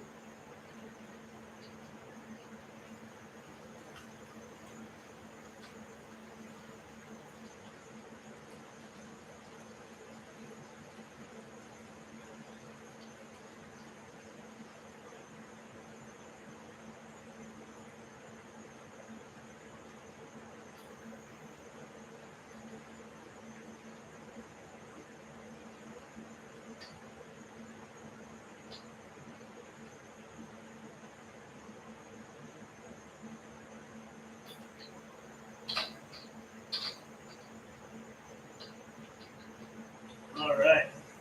Let things drain a little bit.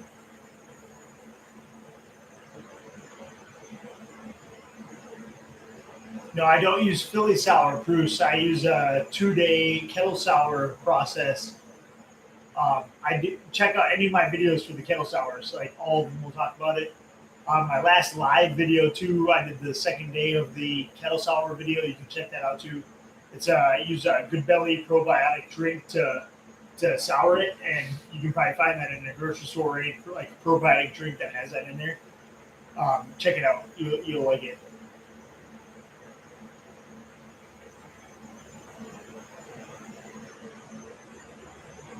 I don't know if we can do it in Zoom or other things, but there are other platforms that allow for like YouTube lives, but this is through YouTube, so I can either do it through my webcam or through some other like software. So right now I'm just doing it through like my native webcam for now, but I'm gonna look into some other software. But I don't think they do like Zoom, but they do definitely do like other software stuff. I don't juice the berries, Michael. I actually just like mash them up with a potato masher, and then I put them in a paint strainer bag. I do about a pound per gallon of the berries, and then I put them all in the secondary. And I rack my beer from my primary to my secondary on top of that, and then I let those berries kind of soak for a week, and then I pull the berries and I transfer to the keg and carb it up. So I don't juice them. I don't puree them. You can if you want to. You don't have to. I like to do it in the paint strainer bag because it catches all like the seeds and the pulp and all this stuff that you would get from the food itself. Where are we at here? About 2 minutes from our last hop edition, and then we'll start cooling down after that. I got my fermentation chamber all ready to go. It's got like 12 degrees or so. I'm actually in the last couple of minutes before I add these things. I'm going to go put my rinse out my fermenter and put some sanitizer in there real quick. I'll swash it around and let it sanitize for the last couple of minutes here.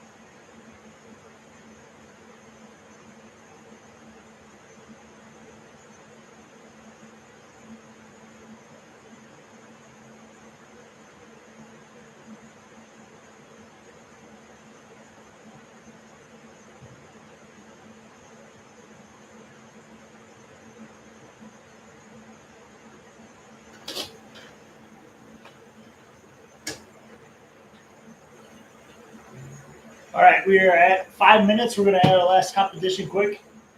Go ahead and throw those guys in. Last ounce of Cascade.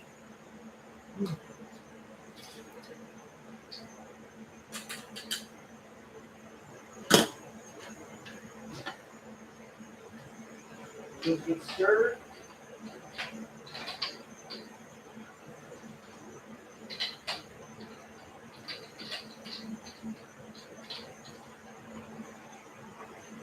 Those oils on there.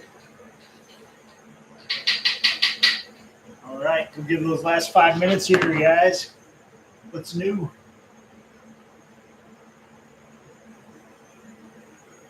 Can't hear nothing. Are you still able to hear me? Yes, no, maybe.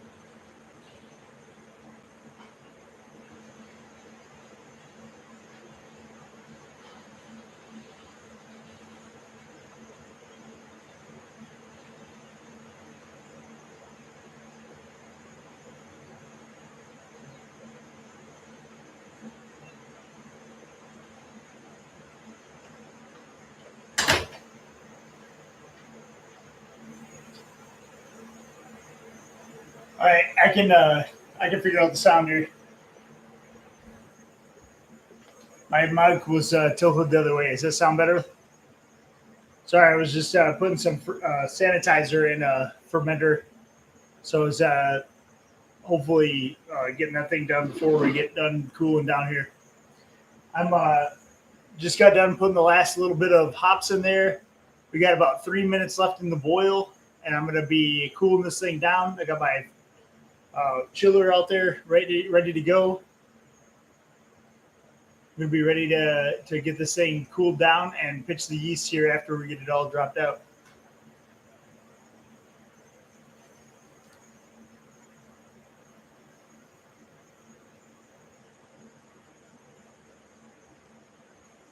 Got the last little bit of the boil going there. About 2 more minutes.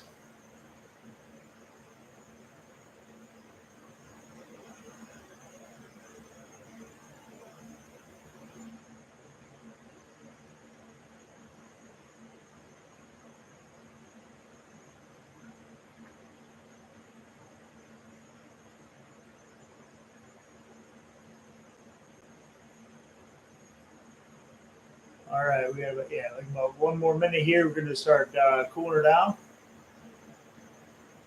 Yeah, we're coming down to the wires, right? We're getting her down. We're going to take once we get this thing cooled down, we'll take another syringe of that little syringe up and test our original gravity.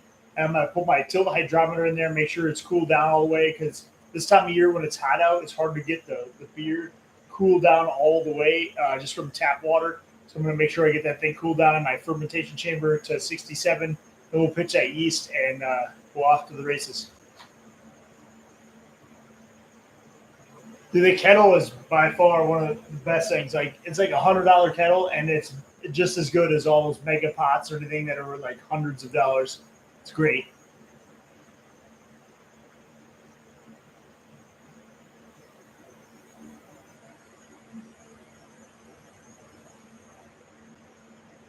Yeah, dude, I'm not kidding. This is a good kettle right here.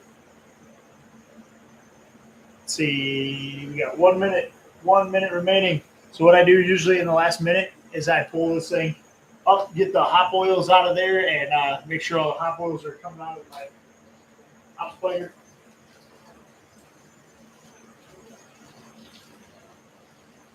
Let it drain out, get all those hop oils out of there.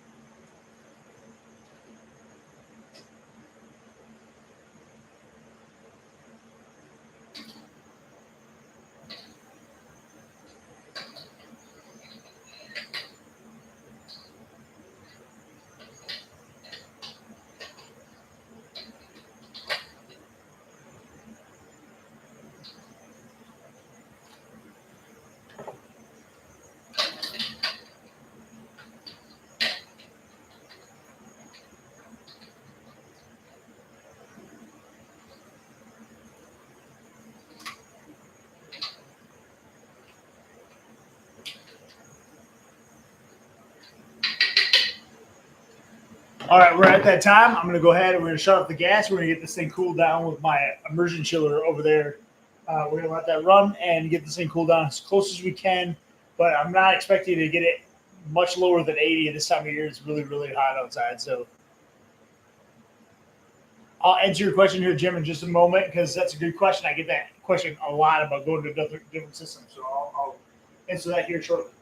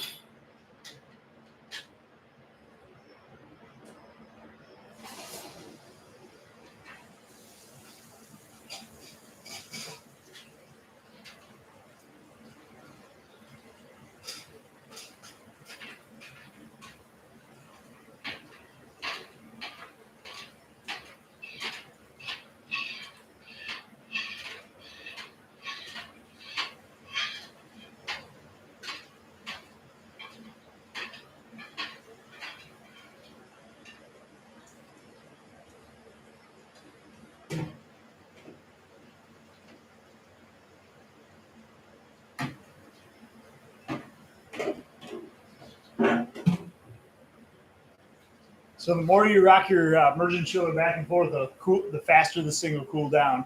By the way, so it's gonna take a little while. This immersion chiller, my groundwater is still really hot here in the Carolinas, so it's gonna be take a while. So I'm gonna just rock it back and forth, get as cold as I can, and then I'm gonna check my fermenter, make sure that that's good and sanitized, and we'll get that thing transferred in there. We'll cool the rest of it down once it's in my fermentation chamber. But I'm going to try to get it to about 80 degrees or so at least in this thing, and then I'll chill it the rest of the way down once I get it in the fermentation chamber.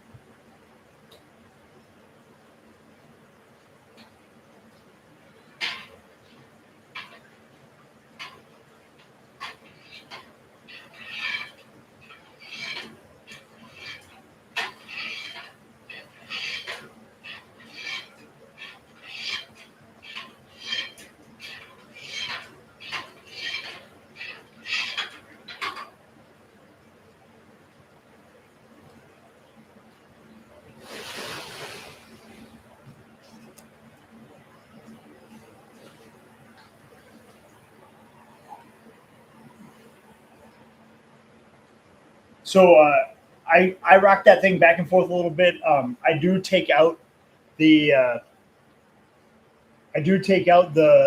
hop spider and like tilt it up after about halfway through. Let that oils drain out of that thing and let it get like good and all the liquid out of it anyway. And then I pitch that thing out so I don't leave it in there the entire time, but probably 3/4 of the way, at least till it's cooled down.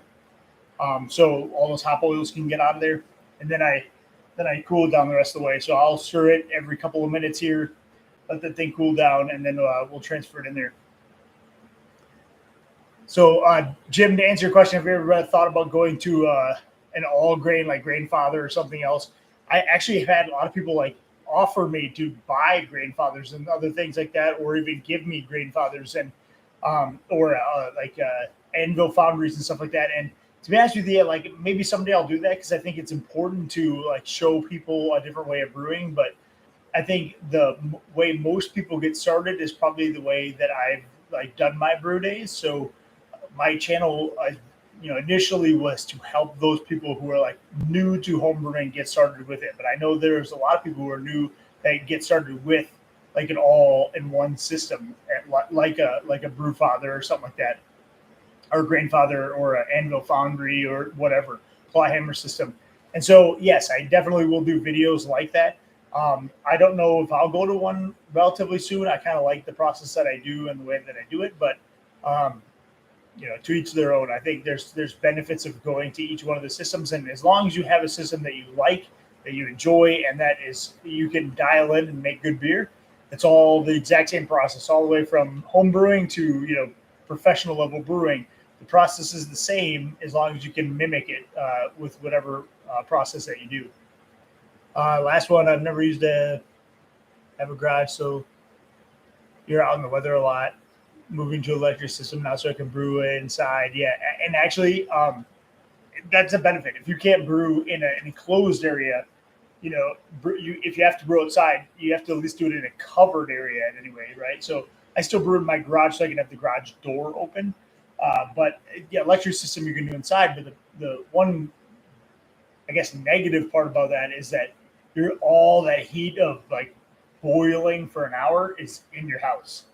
Now it's like if it's summertime, you're adding that heat in your house too. So there's pluses and minuses, and all that moisture and stuff. So there's pluses and minuses with that. I have a friend who has a garage set up, but he has a air conditioner's garage, and that like might be the perfect setup just because it's still out in the garage, but it still has an air conditioner like in his garage, which like it's kind of a half and half system. So there's benefits to that. Let me stir this thing up real quick here, just to keep it moving.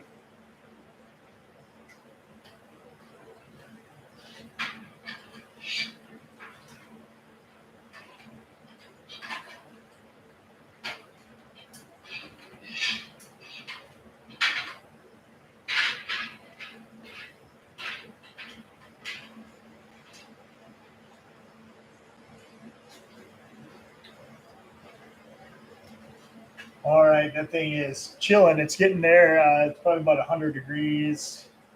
It's getting there. That takes a little while.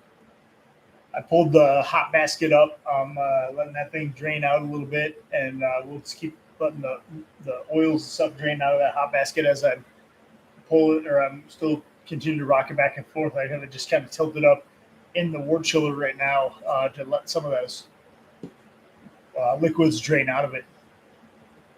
So for those who are jumping on right at the end, so we are doing a S.M.A.S.H beer.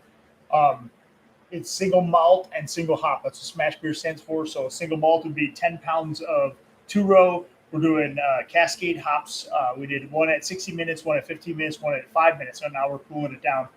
We added some wort flock tablets, some yeast nutrient, water additions, and we're going to be pitching Safe Ale USO5 at the end here. So once this thing cools down, I'm going to put it in my Fur Monster fermenter.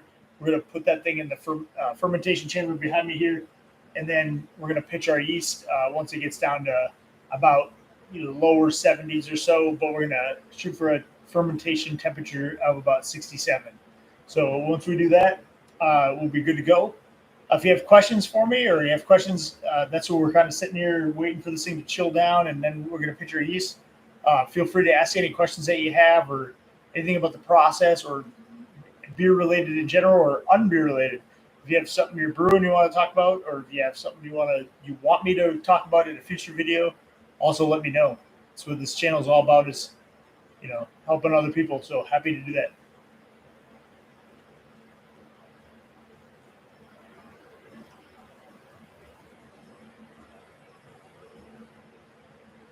Used close to 30 gallons to brew down a beer. It depends on the time of year. Like in the winter months, I can do it for a lot less, right? And so it is kind of a waste of water in the summertime, because it's just, the water's just not that cold in the summer coming out of the pipes in general. But yeah, it all depends on where you are and your water temperature, how deep your pipes are, that kind of thing. One second, I'm gonna give this a good stir again.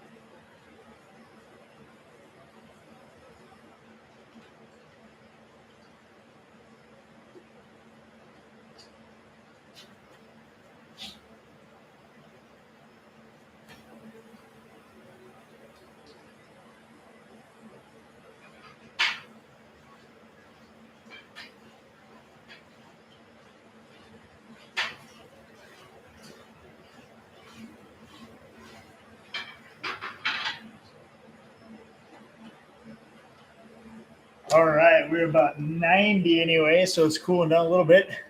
I'm gonna grab my fermentation or my fermenter, make sure that's all good and sanitized. I'll bring that thing out here, get it ready for getting my wort in there. Get my tilt hydrometer, make sure that's in there, and then be ready to transfer this thing in just a few seconds here. We'll get it in the fermentation chamber.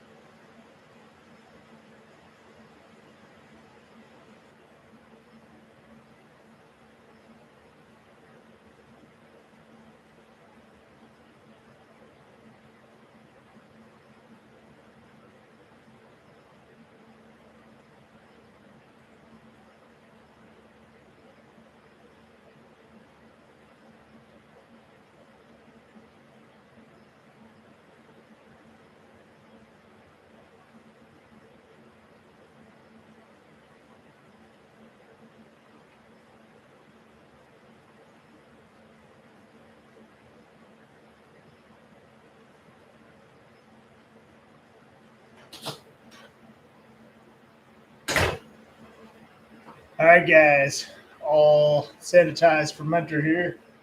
I'm going to go ahead and get that thing pulled off here. We're going to start transferring it down and see where we're at. What do we got?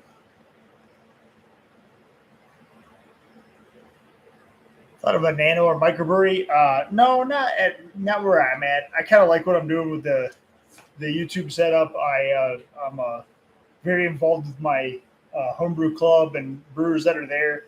Um, I think we've all had the dream and vision of like starting like a brewery or microbrewery, but it takes a lot, and then it's work. You know what I mean? So like this is still fun. This is still what I like to do. I still like to have a bunch of beers or a bunch of friends over having some beers here. Maybe one day, but no, I haven't gotten to that level yet. I don't think so. You know, to me, it's just fun at this point still. So one sec here, I'm gonna grab this beer. We're gonna get it transferred in.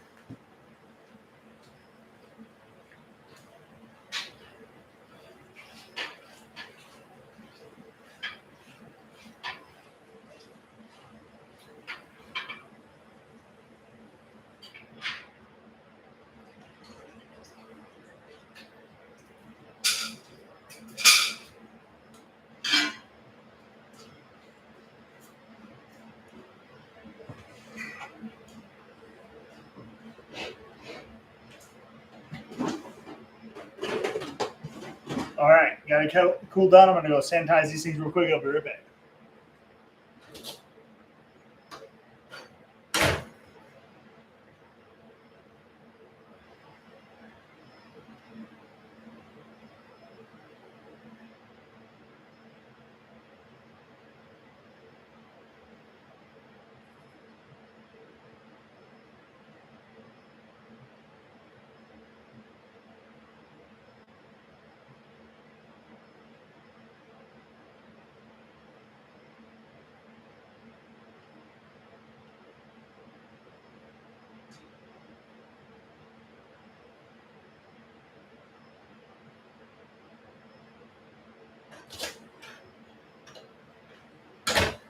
All right.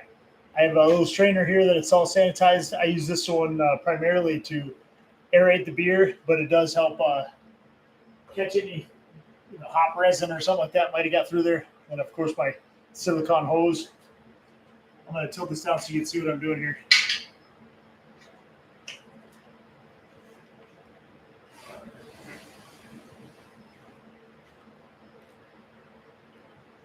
So basically, I have my fermenter down here. So you can see it. For Monster, I got my paint trick or my little siphon or strainer, and then I'm going to go ahead and open this thing up and let it run through. This is going to help aerate the beer at the same time that it catches any like hot particles or anything that might have got in there while we were brewing the beer or cooling down or anything like that.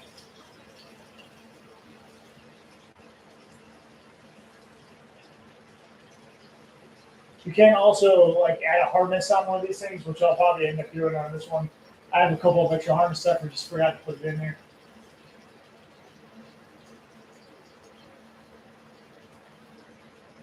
And I'll add my till hydrometer to this thing. And then when it gets to like 67 or so, or lower 70s anyway, I'll go ahead and pitch the yeast. But I'm probably not going to do that for a little while because it's probably going to be still pretty warm. It's at the thing says it's about 88 right now, which is still pretty high, 85 or so actually.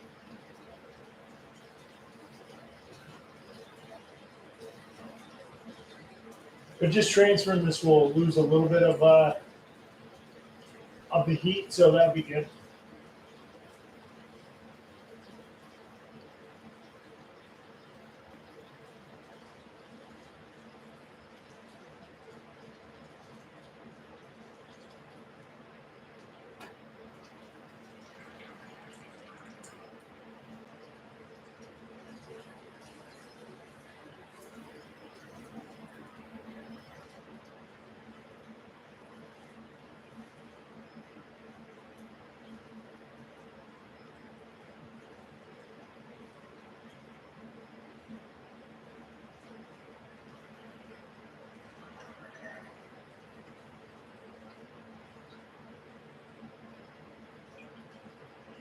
All right. So as we get done here, I'll show you what I'm talking about as far as like this thing catching a few things.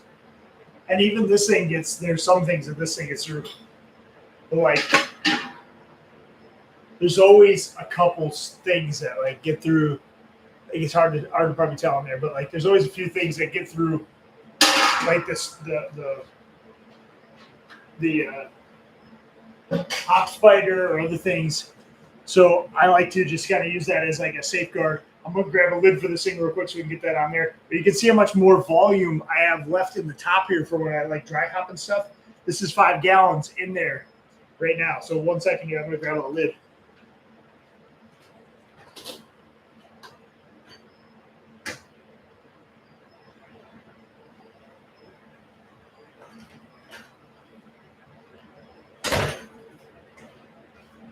And right now I'm gonna just loosely put this thing on here so it can kind of burp as it needs to as it's cooling down or suck even oxygen in. Put this thing up here for now.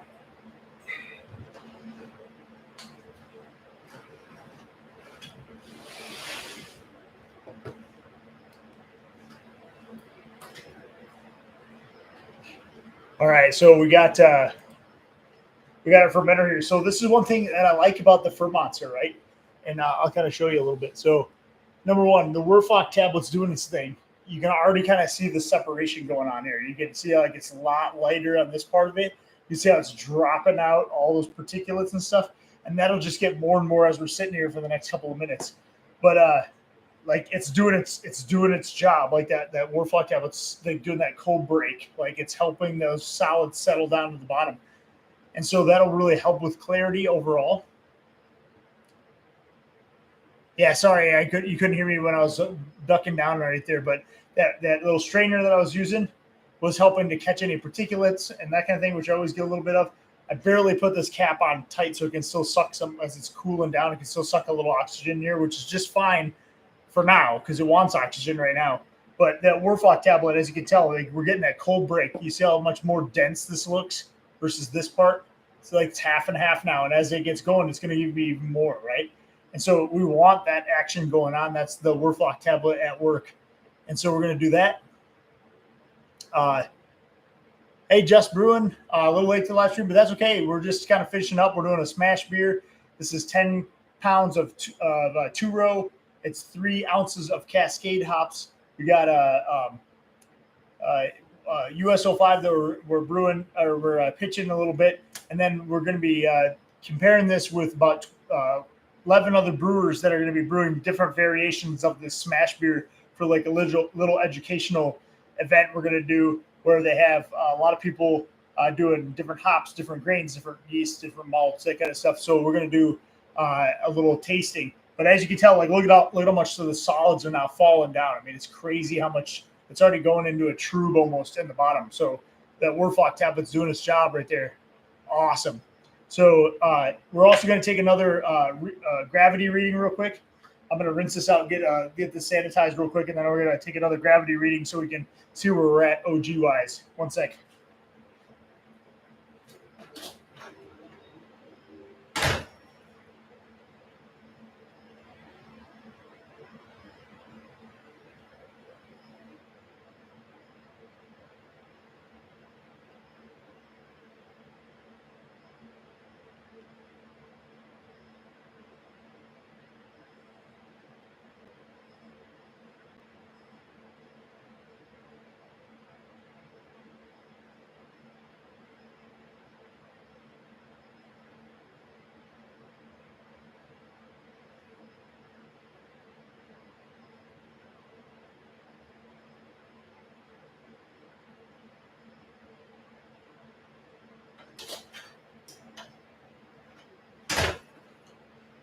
All right, so we got sanitized tilt hydrometer going in here.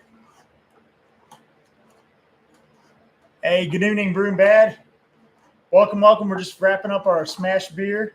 We're going to be dropping this guy in there. I'm also going to be getting a reading for our original gravity using this little syringe. Grab a couple ounces of that. See where we're at gravity wise. It's a little hot right now, so I'm just letting it kind of do its thing. It's really warm in South Carolina, so it's hard to with the immersion chiller just to let it cool all the way. It's probably 80 degrees still right now, so we'll probably let it sit in our fermentation chamber for a little while. This Warflock tablet's really doing its job though. Look at all this trub down here already forming from the hot break that's going on here. That Warflock tablet's really dropping all those particulates down to the bottom right here already, and it's starting to get clear. That's pretty cool. So once we pitch our yeast and stuff, we'll see where this gets at, and it'll ferment out. But this is already kind of building up some of the stuff that really wouldn't be in our beer down at the bottom. So that's cool. That's part of the reason why I like for monsters like this or even the big mouth bubblers is because you can kind of see that action going on and you can kind of geek out about it like me. But kind of cool. Let's see where we're at OG wise.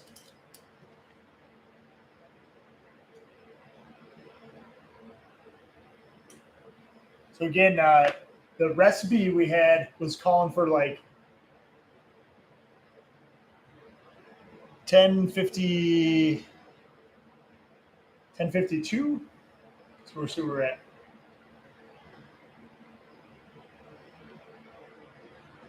Yeah, I'm at 1051, so I'm actually like right there. So I'm gonna let that cool down for a minute. It's still pretty warm. It might even drop a little bit as it gets going on, but let that chill in there.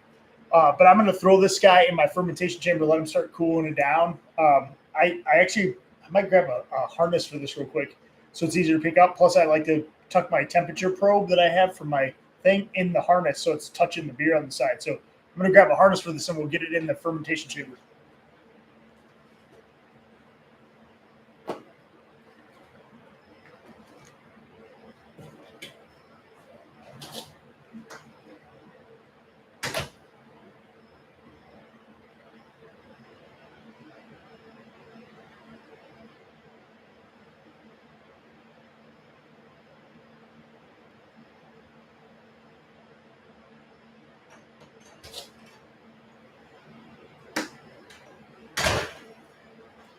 All right, let's see if I can do this guy real quick. Get it in the fermentation harness quick and get it in the fermentation chamber.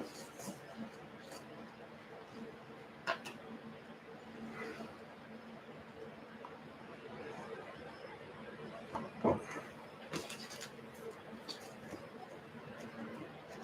right, in the harness we go.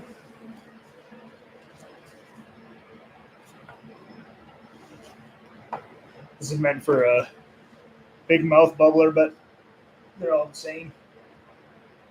So I think it'll be all right. Oh, yeah. All right, man. We got this thing all going on.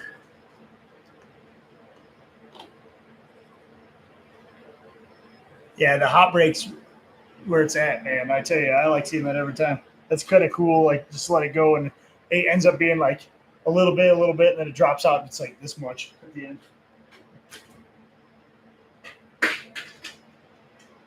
All right, so we got our tilt in there. We're going to see what the reading is in just a second. I'll show you guys that.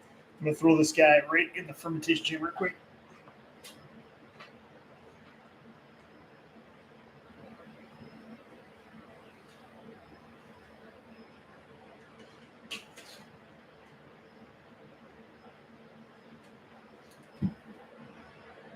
All right, so that's going to get going there. I'm going to change it. I have the Inkbird version of the tilt that back up a bit. I have the Inkbird, the Wi-Fi version, so I can actually like control the Inkbird from my phone, which is like one of the cooler things that I've done to be able to do that when you're like out of town and stuff like that. So I'm going to go ahead and change that temperature to 67 degrees where we want it. Even though it's climbing right now, it's going to get over that to 67 degrees.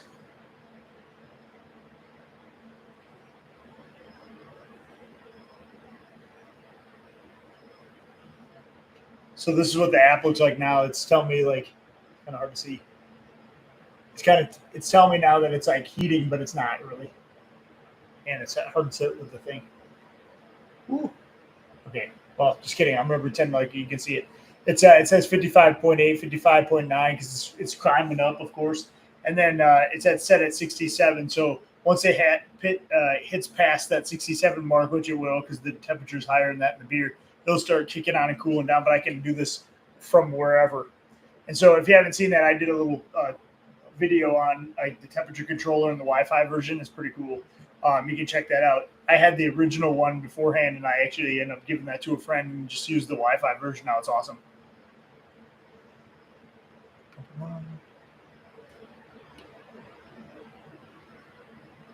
Yeah, the Wi-Fi one is the best. I used the regular one and for a long time. It was really cool. Um, Michael, I don't know what all you're talking about, your setup cost, but like if you're talking everything, like $30 Craigslist refrigerator. I did buy the fermentation chamber new because my other one broke, but like you can buy one on Craigslist for like $50. All my fermentation stuff, including like or like serving stuff, taps, kegs, everything. I probably and then all my equipment. I use like I said a gas one uh, uh, kettle, which is like $100. I use the Hurricane burner. I would say like all in all of my brewing equipment, like all together, I might have $1,000 into it. And some people are buying just $1,000 like brew kettle. Like so I try to keep things like cheap, simple, and good, right? Like how can you do it like a DIY system? But you can, if you want to buy that other stuff, cool. But like you don't have to do all that stuff. But you can do it if you want to. Like you can make it as cheap as you want to. You can make it as easy as you want to. But if you want to spend the money on the upgrade stuff, cool. And then there's no reason you can't do that. And there's benefits of doing that kind of stuff. But my point is like you don't have to. And if you have like a little bit of wherewithal, like you can make stuff like my recirculation tools, for instance, I used earlier, which you can watch later on if you're just chiming in, like stuff like that, like super easy to do stuff DIY and still make awesome beer. So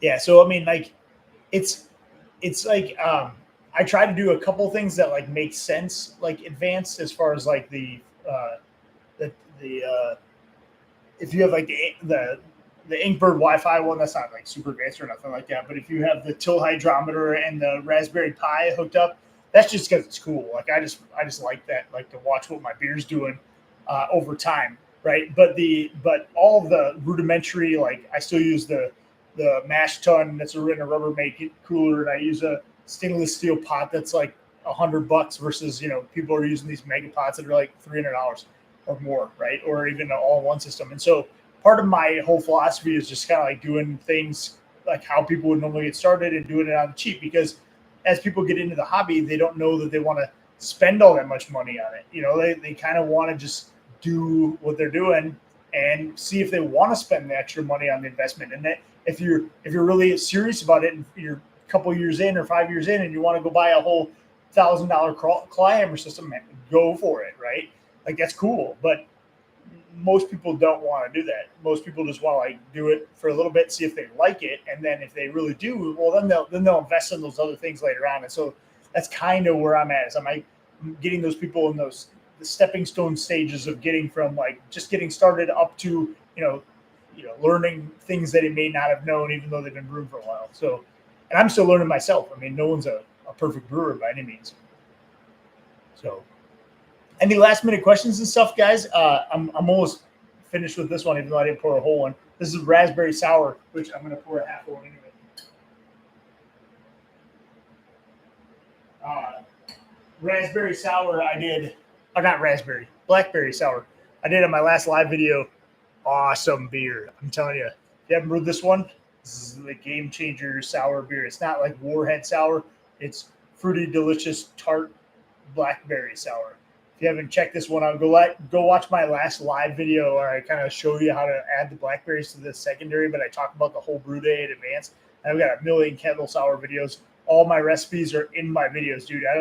I don't hide anything. I'm an open book. So go check it out and see what you guys like to brew, and tell me if you brew this this one or a different kettle sour, I'd love to hear about it, or even some other beer. Love to hear about it.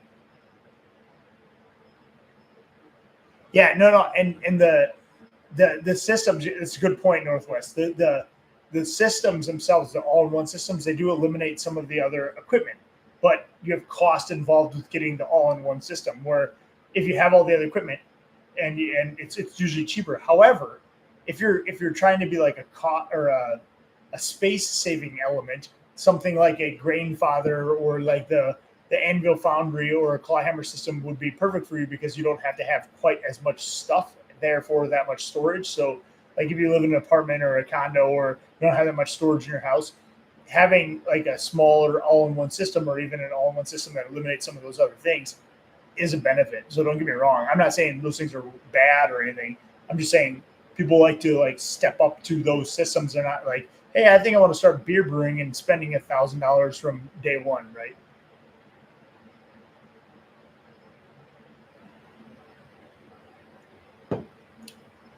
Yeah, and the all-in-one brewing is mashing, all in one batch versus batch parting, which takes another 10, 15 minutes for me, which is, you know, not a big deal. I'm just drinking beer.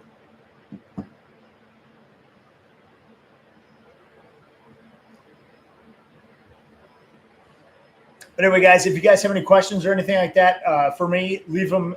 As always, we talked a little bit about like stickers or sticker swaps. Send me a email at cityscapebrew@gmail. I'll send you a free sticker if you're on the chat tonight. Just send me your address and your name and your YouTube channel handle, and I'll send you out a free sticker. No questions asked. So go ahead, shoot me an email with your name, email address, and I'll go ahead and shoot that over to you. So if you have any last minute questions, go ahead, shoot them over to me. I'll be happy to answer them. As always, hit that like and subscribe button if you haven't already. I'm sure most of you already are subscribers, but if you're not, why not? Go ahead and click it. It doesn't cost you anything. And happy you guys stuck around for the couple hours of brew day while I'm just watching a pot boil and answering some questions. So awesome, guys. Cityscapebrew@gmail for free stickers. Go ahead, shoot me your stuff. I'll go ahead and get those in the mail next week for you guys. With that, happy brewing, guys, and cheers. And peace out. I'm going to go ahead and get this yeast pitch and clean all my crap up. Appreciate you guys hanging around. Cheers.